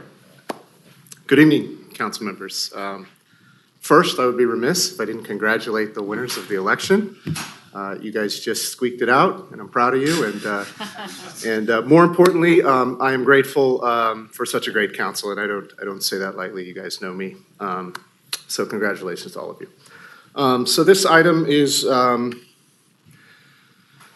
based on council direction. So at your November 13th, 2024 meeting, you requested that staff look at the possibility of expanding the role and purpose of the Arts Commission to include what's known as the creative economy, which I'll explain in a minute, or try to explain, and potentially renaming the commission, and then in either case, whether current or revised commission to recruit new members. So that was your direction. Our recommendation tonight, after looking at those directions and considering those items, is that you indeed adopt a resolution dissolving the Arts Commission and establishing in its place the Arts and Creative Economy Commission, and that you authorize recruitment for commission members for this new commission. And in addition, something you didn't ask for, but something I'm recommending, is that you direct staff to prepare an Arts and Creative Economy strategy. So start with the current Arts Commission. By way of background, so the current Arts Commission was formed in 2002 as what was called then the Arts Committee. Its role was expanded in 2005 by resolution. It was renamed by resolution from the Arts Committee to the Arts Commission in 2017. It is a standing commission, has 5 members. Members must reside in the city. They meet once a month, and they are supplied with a staff liaison to the commission. Their current tasks and objectives pursuant to their enabling resolution and the amendments thereto includes the following. I'm not going to read them all, but essentially they are the city's sounding board and advisory body for anything related to arts and entertainment and have been used as such. So they've done great work. It's been 23 years. They've accomplished a lot of things. And so these are just some things I pulled out. Some of our Arts Commission members may have different ideas of what their top accomplishment was, but I've sat through 10 years of their annual reports, which I've enjoyed, and have gone and met with them at least once. And so this is what I kind of picked out as some of the key things they've done. They've advised the city well on public art design and placement. So we have some great art pieces in the city, and it's because of the Arts Commission, including at the Animal Shelter in District 56 and soon to come the new library. Utility box beautification projects, this is one of my favorites, and you see these in a number of cities, but we do it particularly well. Really quality art placed on what is typically a nondescript utilitarian facility to make them look beautiful, and that art I think is modern and thought-provoking, and I personally like it. They've put on numerous events such as art and book fairs and various music reviews. They have something called the Iris Awards, which I haven't been to that, but I am told it is awards for artists. And they also have an excellent, on the city's website, our public can find this, a virtual citywide art guide, which is a GIS-based application with a map and pictures of all of the art in the city. So I think we would be remiss if, I would be remiss in recommending these changes if I didn't acknowledge the current Arts Commission and the exceptional work they've done over several decades now. So what we are recommending is, as I said, dissolving the current Arts Commission and replacing it with an Arts Commission that adds on this concept of creative economy. So what is that? Well, there is no single definition, right? There's no universally accepted definition of the creative economy. It's constantly evolving. But in general, it is the intersection of arts, culture, and economic development. So it includes traditional arts and culture, the things we think of when we think of arts, theater, dance, music, poetry, et cetera. There's another 20 things I could have listed there. But it also includes creative industries. So these are things like, and these are things that are thought of as more businesses than arts and culture. Film, television, digital media, music production, advertising, publishing even, culinary arts even. There's another 20 things I could have listed there. All of these, whether traditional or new arts and culture, they are dependent on creative talent, or what many people call creatives. So the purpose, or the reason for a creative economy, and the reason we want to develop, sustain, and expand our creative economy is because we want to realize first and foremost the cultural and artistic benefits of a thriving arts and culture scene in Elk Grove. Secondly, if we're going to do the first thing, right, if we're going to support the arts and the businesses and people and places that support the arts and have this great thriving arts and culture scene, we might as well leverage the economic developments of the former, the economic development benefits of the former, of which there are many. Arts attracts business. Arts attracts talent to our community. Arts attracts visitation and tourism to our community. Arts improves our branding position as a community, as for economic development in particular. It improves our quality of life, and it makes our city beautiful. And so it's really that creative economy is that intersection of arts and culture and then leveraging the economic developments from arts and culture. It is an ecosystem, and what we would do as a city under this new model is build programs and activities and provide funds that support that ecosystem. The creative economy ecosystem is made up of people, so those are what some people call creatives, places, so that is, I'm just noticing I'm going to go through some of this, businesses, organizations, programs, and activities that comprise the arts in Elk Grove. So when we say creatives, we are talking about artists. We are artists, performers, musicians, poets, authors, directors, producers, educators, entrepreneurs, anybody who is engaged in creative activities, whether for the sake of the arts or for the sake of business. We are talking about places, so those are studios, theaters, galleries, museums. We are talking about businesses. It's the owners of those places. It's the owners of the organizations and businesses that operate that theater, that operate that studio, that operate that gallery and operate that museum. It is arts and culture startups, so more traditional technology startups that are doing things in the art and culture space, of which we have several in Elk Grove that we are engaged with right now. It is potentially film and television production. It is potentially music production. The organizations are us, and the institutions and nonprofits and colleges and universities and school districts, anybody who is an institution that supports the arts. Those are the organizations in the ecosystem. The programs in the ecosystem are some things we're already doing, such as our Arts Commission, such as our Percent for the Art program. They could be future grants and incentives. They could be working on arts education of our youth. It could be real estate development because of places where creatives need to be. Those are the organizations and the programs. And then finally, the activities, well, that is art, public and private art in public and private places. It's concerts, it's theaters, it's theater, it's festivals, it's exhibitions. I could have put 10 or 15 more things on each of those categories, so I'm just trying to give you a flavor of what we're talking about when we're talking about this creative economy is an ecosystem of all of the people, places, businesses, programs, and activities that comprise an art scene in our city. So my contention is that in order to fully realize, continue to realize the benefits of the arts, and start to realize the creative economy and those economic benefits, we need a new commission. We need a new commission with a broader mission, a broader member makeup, and we need a strategy to drive the work of that commission and the work of staff so we can grow, sustain, and expand that creative economy. So what we are recommending is that we establish a new commission called the Arts and Creative Economy Commission. So what I've put before you here is sort of our standard template for a new commission. It would be a standing commission. It would have 5 members. The members would need to be Elk Grove residents, 18 or older. They could not be officers or employees of the city. They would meet monthly. We would assign a staff liaison to assist the commission, and they would be an advisory and recommending body. Other cities do it different than this. Other cities have larger commissions. Other cities have members of their, particularly in the creative economy sector and the arts sector. Other cities have allow people under 18 so that they can have youth commissioners. Other cities have allow not only residents but also employees of the city or even residents of other cities so long as they are experts in the arts and in some of these fields that we're trying to capture. So I'm just sort of putting this in front of you as the basic recommendation. If you want to give us direction to do more, different, we will take your direction. So this new committee or this new commission, what would it do? Well, they would do what all good commissions do. Most commissions are advisory, right? And so this would be an advisory commission, as the current Arts Commission is. They would provide advice and recommendations related to programs and activities designed to develop, sustain, and expand a thriving arts and creative economy ecosystem.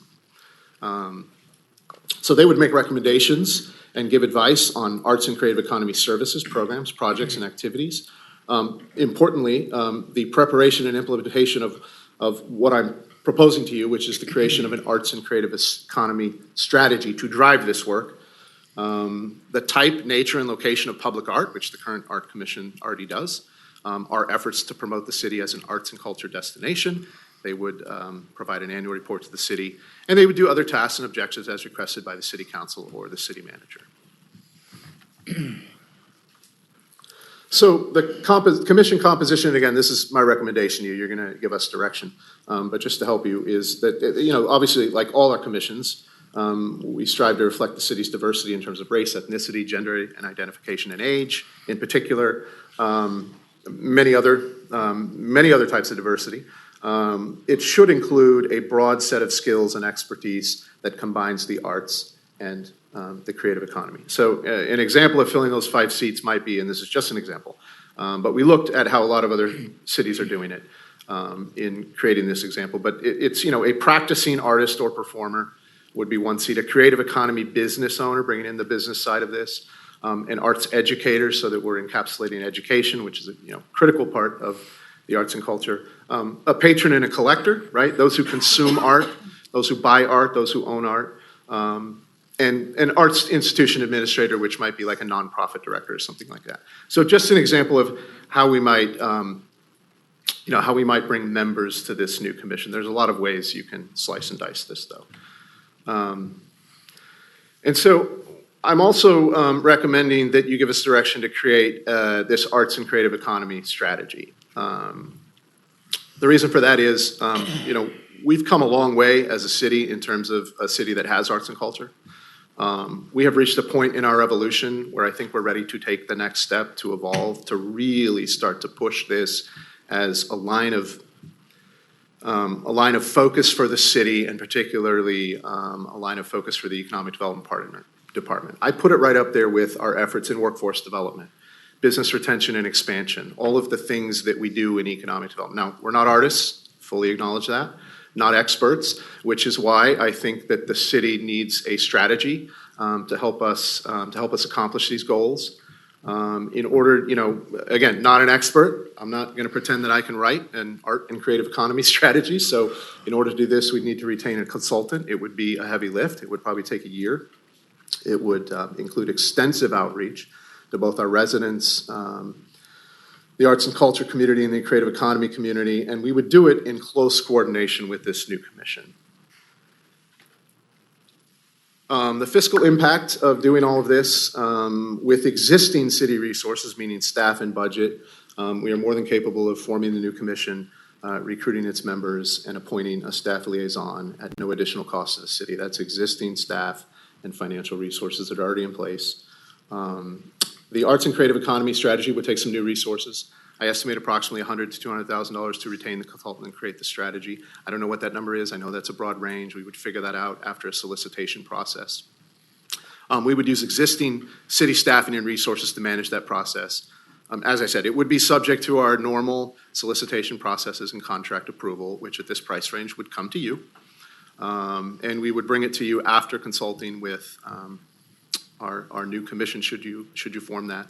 And we have economic development Measure E funds that would be available and could be programmed for this purpose, and I think that's a very appropriate use for Measure E funds that were part of the bargain with our residents when we created Measure E, that we would spend certain monies on economic development. And so in conclusion, my recommendation, and there's a resolution in front of you to this effect, is to approve that resolution, which would dissolve the City of Elk Grove's Art Commission and establish the City of Elk Grove Arts and Creative Economy Commission, authorize recruitment for commission members, and direct staff to prepare an arts and creative economy strategy for City Council consideration. So with that, I am done. I am available to answer any questions. All right, thank you, sir, for your presentation. Yep. At this time, I will open up public comment opportunity. We have 4 people signed up to speak. We will start with Nan Mahan, followed by Marcos, and we have Liz and Gary. So we'll start with you, Nan.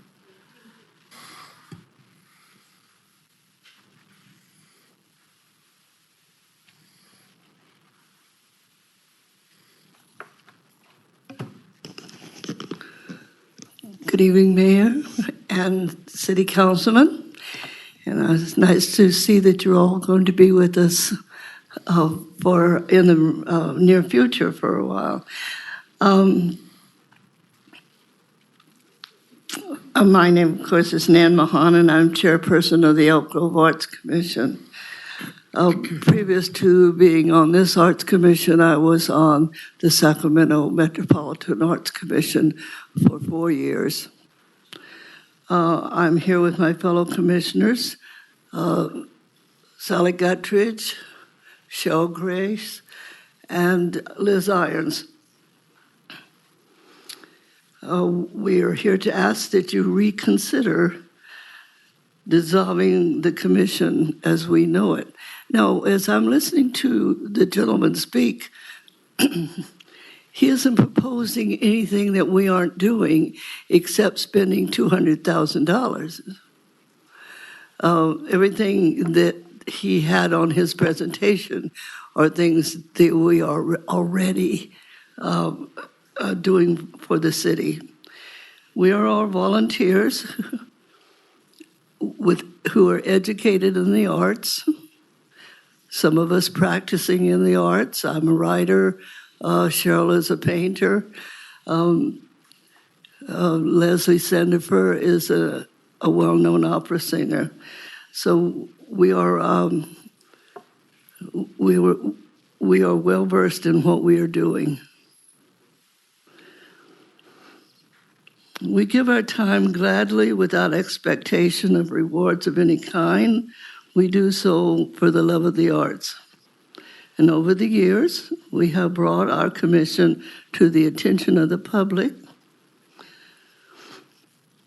by interacting with them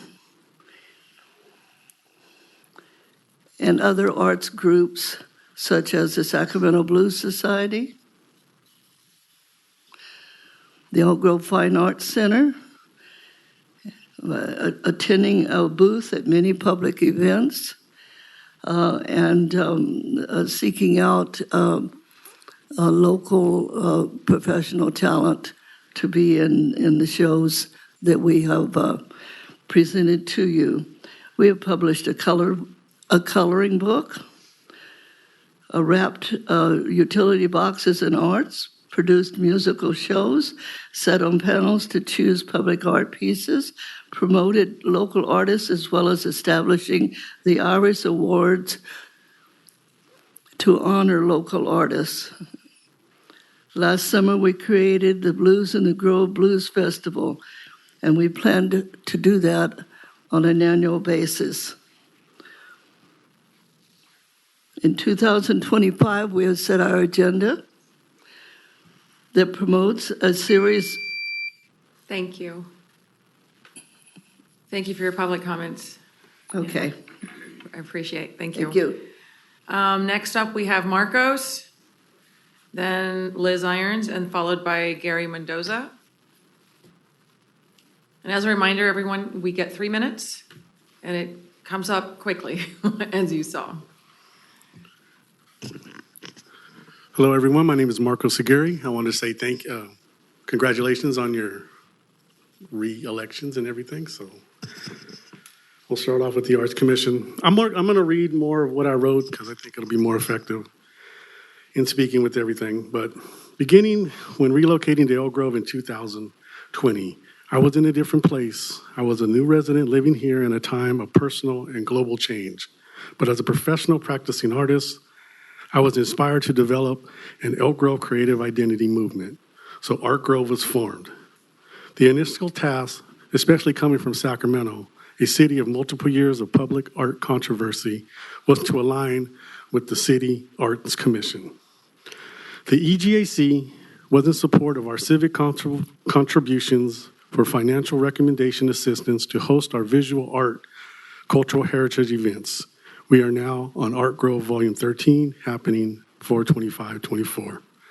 The EG Arts Commission operates with a traditional process preserving the uniqueness charm of this city, but is committed working with 5031 nonprofits like the Artners to elevate respectfully our city's creative progressive growth. As proposed on Agenda 9.2, the combining of arts with an economic angle can be absorbed, losing some of its foundational ground, allowing for a creative takeover. Misunderstood, an economic desire can change a city and be affected for years with many colors and city reflection. Look at what's happening up north in Sacramento, allowing for an engineered, economic-driven movement first before a natural flow of creative-driven actions. As much as I support the change, because I'm part of this change when I arrived in Elk Grove, I just propose that we look at it as a wholesome manner and not lose our foundational support for the arts in general, because of, artists like ourselves, financial-driven projects are not our goal. It's more preserving what we do and who we are. So what I like to say is, before we dissolve what has been, let's just consider of how we can make it all work so everyone can find a place at the table to enjoy. Thank you. Thank you. Next up is Liz Irons, followed by Gary Mendoza, who will be our last speaker.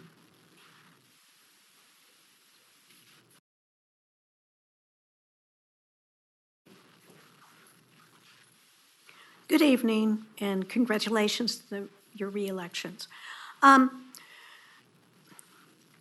My concern is that what's going to happen to the projects that we currently are working on? All of us were asked by the consultant, what did we foresee the impending zoo to be like? Is that going to go over to ground zero and start reinventing the wheel? We all said we want something cradle to grave. We want something that embraces the family, that has a wonderful place that everyone wants to come to. And let's see it explained art with the zoo, from a little kid following footprints to something that grandma can sit down on a nice bench. We want to have that. I also want to know, and you probably can't answer that, but how about the plinth that we're going to put under the music treble sculpture? Because that's a plinth is a piece of concrete that raises the platform. It needs to be higher. Currently, we're working on getting a sculpture for the new library. Because of the location of the new library, we have to be very, very careful, and we are very cognizant of the population there. We want it to blend in, be historical, but be engaging and encouraging. What's going to happen to that? Are you going to have to go over ground zero? Sitting on panels? I'm still working. I take a day off of work so I can do that. Because why? I love my city. I want a good city to live in. I want to be proud of it. I am proud of it. But it's just what's going to happen in the future. And Darryl mentioned films and everything else. We have thrown around ideas that maybe we'd have a film performance or something like that. We need a theater, but if we could get one, that would help. I'm just saying, we're working hard. We do take our jobs very seriously, and we like exposing people that can't always afford entertainment, can see it at an affordable price. Our shows are very, very reasonable and have been very well attended. I know some of you have enjoyed them. So, okay, you can get new people.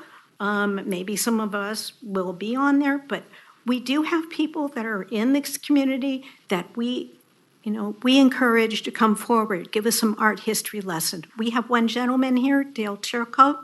He happens to also go to my church. He painted and restored, whoops, Thank can't you. talk. Sorry. Thank you. Our final speaker is Gary Mendoza.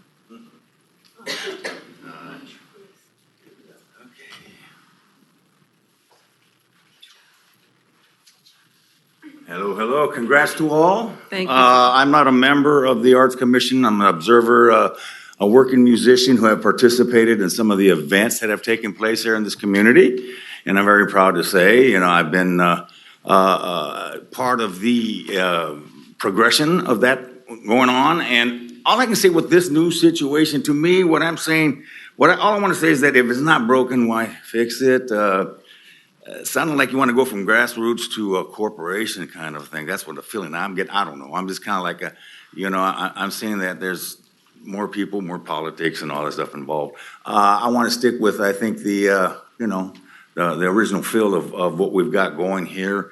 And it's really to bring joy to the community through music and art and make people know that they are a part of it. They are the audience. They don't have to look at a check with a so-called little corporation of, more people and, again, more politics. And so that's all I want to say. For what it's worth, I'd like to just see things hopefully the way they are and just see where it goes. Okay? Thank you. You're welcome. Thank you, sir. And Mr. Mendoza was our final speaker, so I will close the public comment opportunity. Before we begin deliberations, I do want to say, I did hear from a number of other folks that could not make it this evening on what this could mean for the city. So I just want to make sure, and I'm sure some of them have contacted you when it comes to the evolution of what this commission could possibly be. I have full respect and appreciation for all of you. You have done tremendous work, and I don't want that to be underscored with what we're discussing here today. But I can tell you, I know that there was similar heartburn when we evolved from the multicultural committee to what we have presently as the Diversity and Inclusion Commission. Change can be hard. I fully understand and respect that. But I just want, there was a lot of things that were presented. So I just want to put that sort of in context before we turn and have further discussions here. So I will go ahead and start to the far right with Vice Mayor Robles. Council member, and I'll be a little bit brief on my remarks. I do apologize. I have to let y'all know I have to go to Camp Roberts tonight, and I have a couple soldiers waiting for me. So right after we take this vote, I will be leaving. So sorry. It's just they let me know literally an hour before council meeting started. So, but back to 9.2. Before anything, I just want to say thank you to the Art Commission for everything that you've done, for the years that you've served on the Art Commission, and for what you've done to cultivate our history and preserve our history, and continue in doing for the next gen. I think this is Daryl. Thank you, Director Doan, for presenting this. As the mayor said, as a growing city, there can be a lot of growing pains, and it's definitely good to revisit and understand kind of where we're heading and where we're going. Our population is going to be at 180. We'll be growing soon. And as we look at, heard kind of like a corporation or what have you, that's not what I want to see. I want to see more folks engaged, more families engaged in Elk Grove, especially young families who have been coming here. It took me a little bit to kind of understand the Creative Economy Commission, because it's like, okay, well, what are we looking at, right? But as we look around the region, we look at, they have and we look up north, right? Sacramento that has the Chalk It Up, right? So you walk and there's a lot of families that come out and artists that come out and do chalks all over the parks, right? They take one of the little squares, concrete squares, and they start designing on that. When you look at, murals, continuing murals, and working with a lot of the property owners to see if we can start doing murals in these areas or schools, that's kind of the direction I feel like, or I think the Creative Economy Commission would go towards. Not so much trying to make money out of it, but so much that visitors who come to Elk Grove are stopping by, because we do have an arts commission who not only is invested in designing and painting and in creating murals and doing fun events circulating with this, but also cultivating as such, right? So like the culinary arts themed, right? So how can we get a lot of folks going to new restaurants, and a lot of these restaurants that we're trying to bring, not so much going to chains, right? So how can the Art Commission also be engaged and thinking as, what do we draw more people to this region, and how can we promote that? At least that's the way I envision this. So I'll keep it at that and see what my other council colleagues like to say. Okay. It's never fun when you have to, tell friends that things have to change. But let me first start with, I think the commission has done fantastic work over the years. And this in no way should be taken as an insult. I understand that it can feel that way.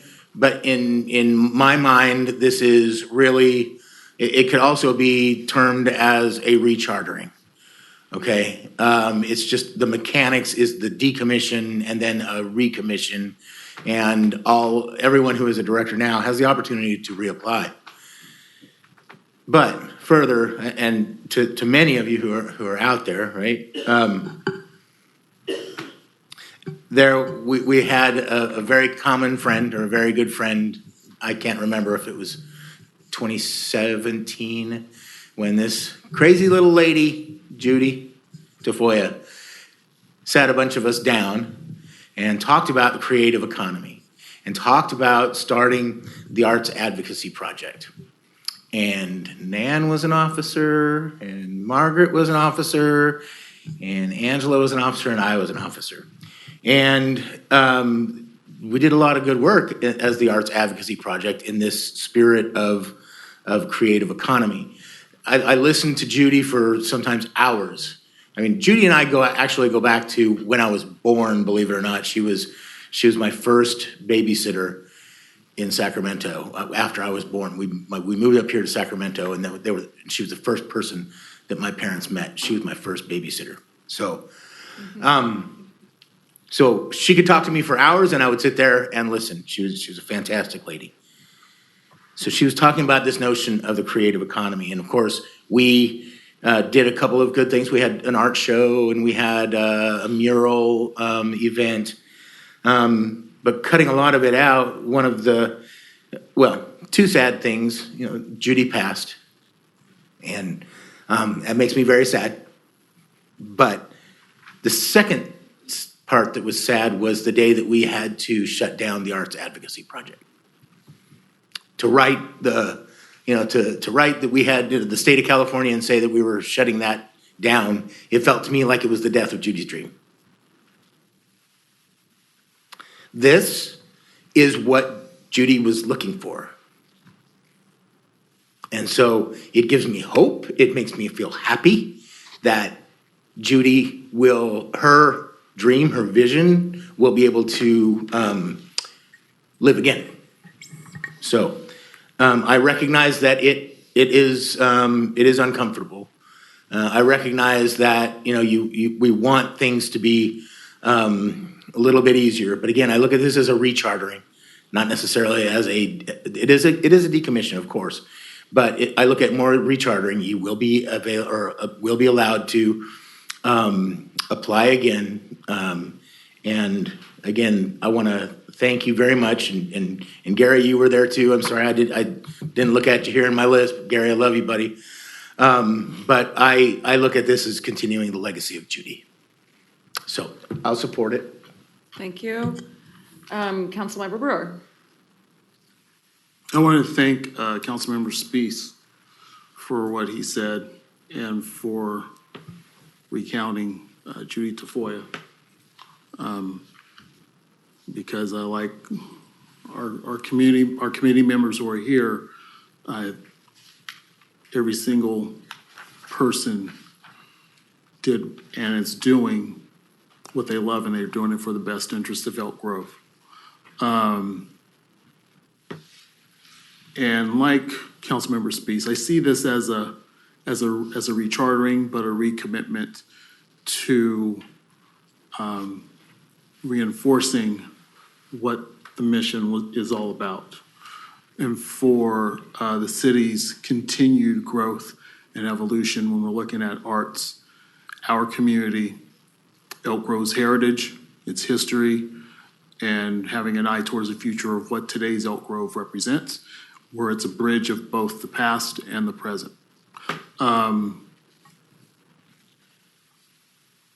One of the other things that I really, and I want to thank Liz for mentioning it, because that Blues in the Grove, that was a fun event. That was a great event. And it really symbolized the past and present of today's Elk Grove. You had everyone there. Everyone enjoyed the show. You had people dancing in the aisles. And that showed one asset of what the commission brings to the table in terms of music, arts, and culture. The committee that we're looking to consider embraces all of that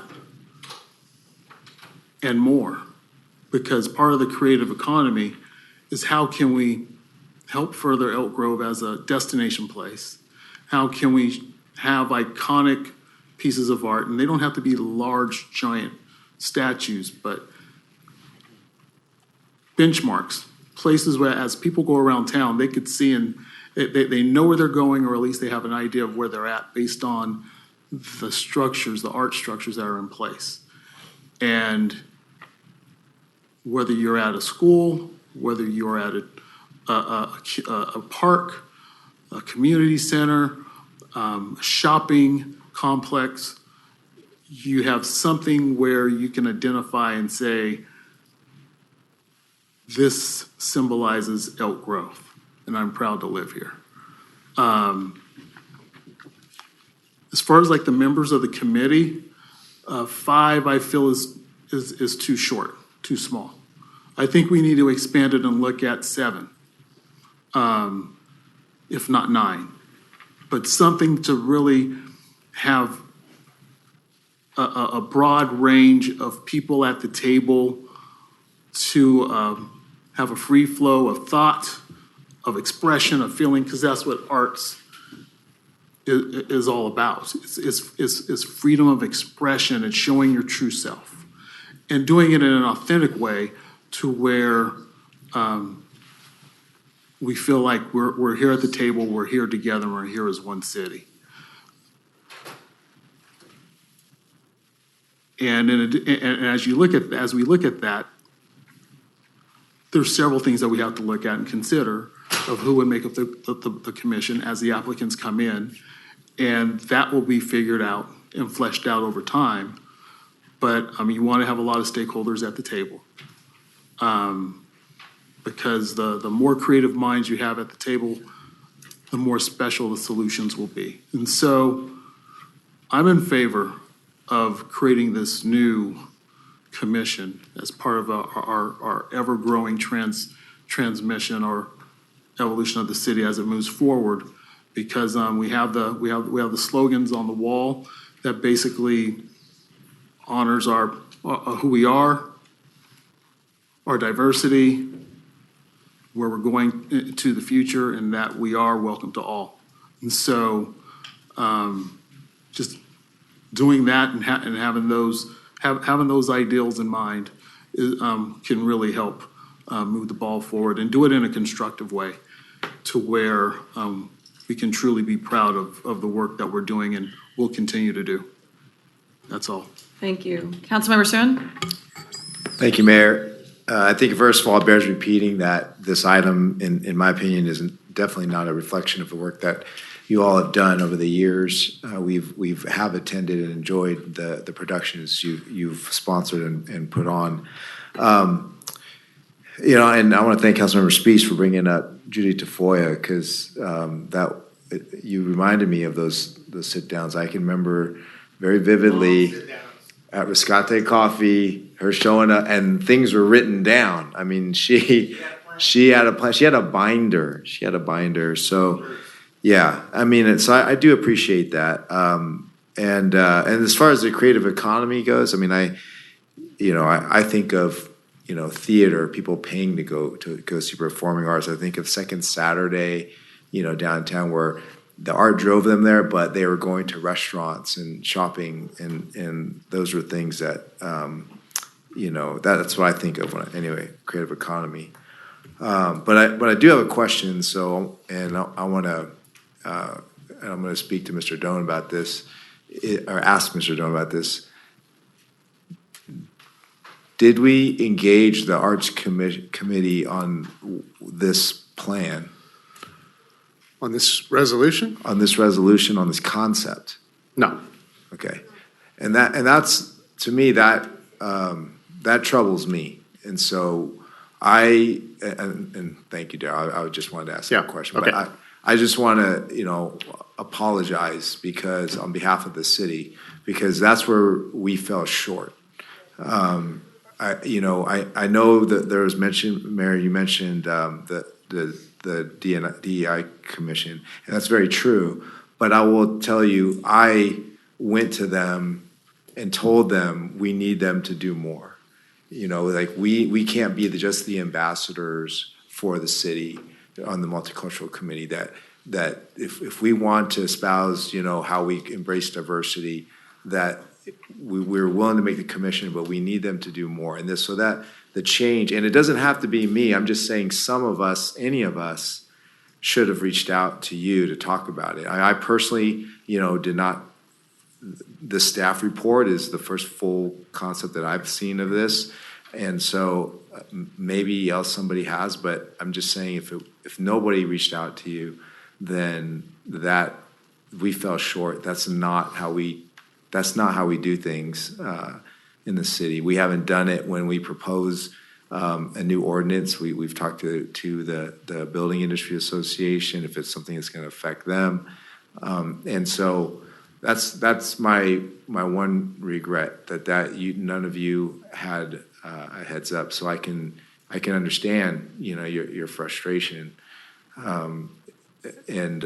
So there's nothing, unfortunately, there's nothing more I can offer you, because when I do hear it, read it, and think about the things that I mentioned earlier, I do think it's a worthy effort to try to do something more in the space, in the arts space.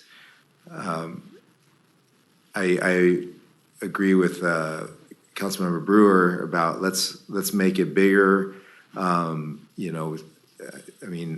does sound good to me, but I also understand that sometimes that could be a little challenging.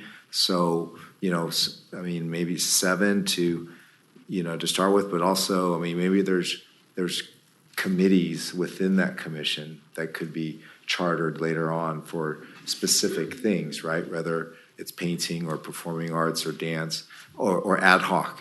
And that would allow us to engage more, more types of art, because the subject of art is so broad. Mm-hmm. And I think we'll have a lot of talent out there, including all these folks and others that could be engaged.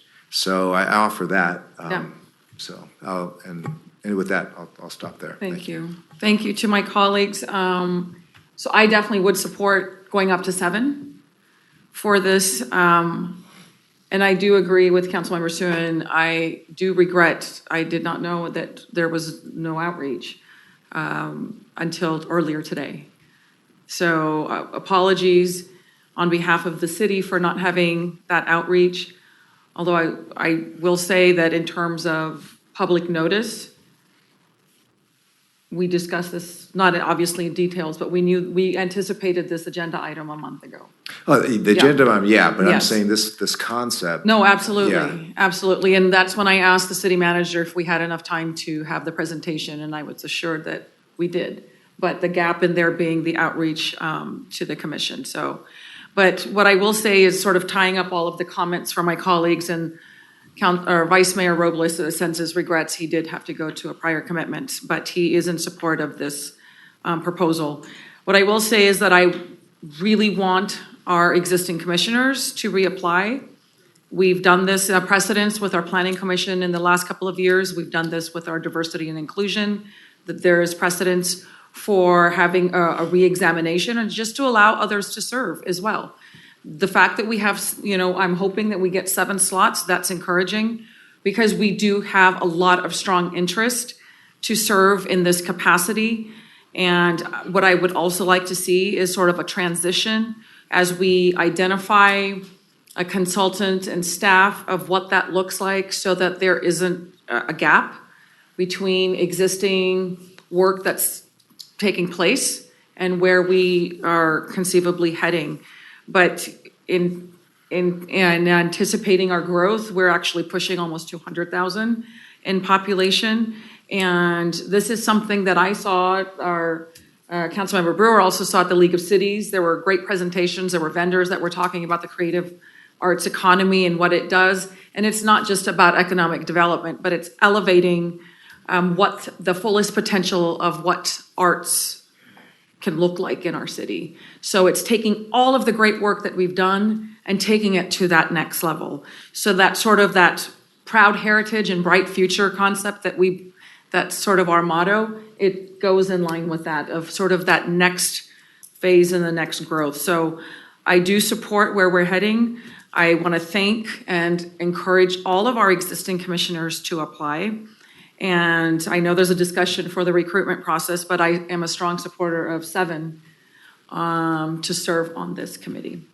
So with that, I will look for a motion that we see here. So moved. Second for 7, I think was that, do we do that? Okay. Yeah, that's fine. Yeah. For 7. Yeah, okay. All right, so we have a motion and a second.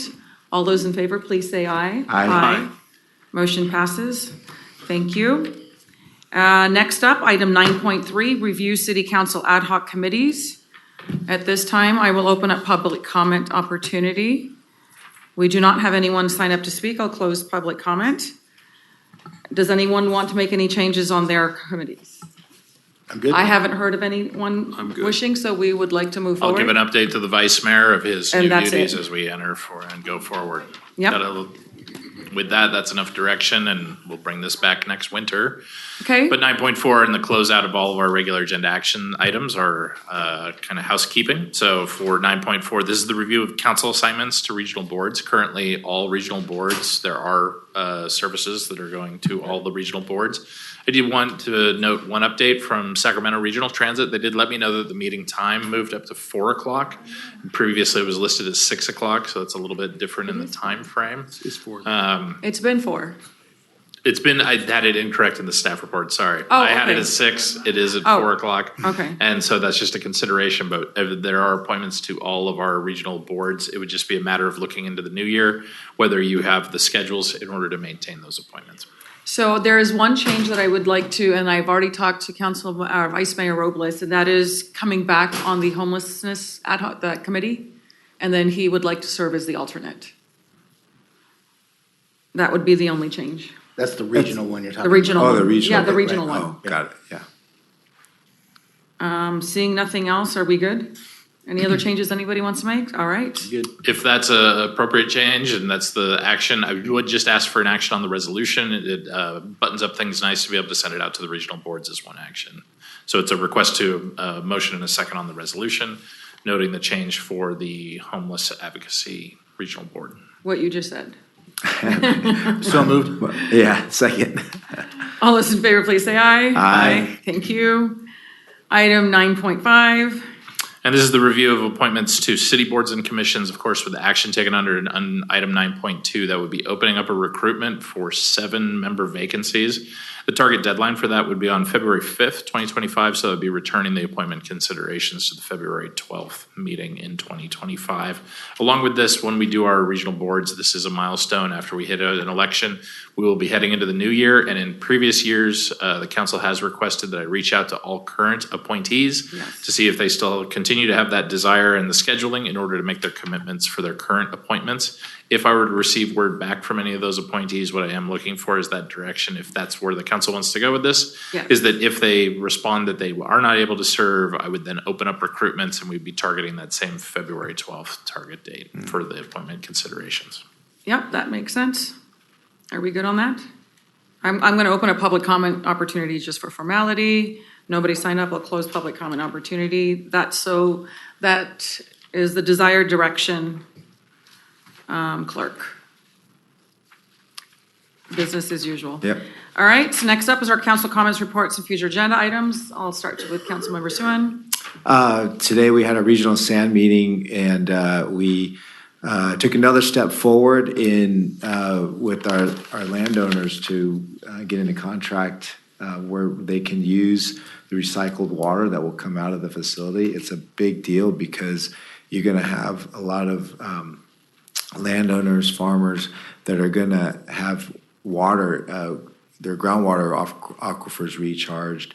It's a very unique thing, and also it's just a great asset that our South County is going to have in the entire state. So it was a very very feel good moment that day. Thanks. Thank you. Councilmember Brewer. No board activities to report. Councilmember Spease. Three quick things. Ms. Guzman, welcome to the team. I met you today. I'm glad that you're with us, right?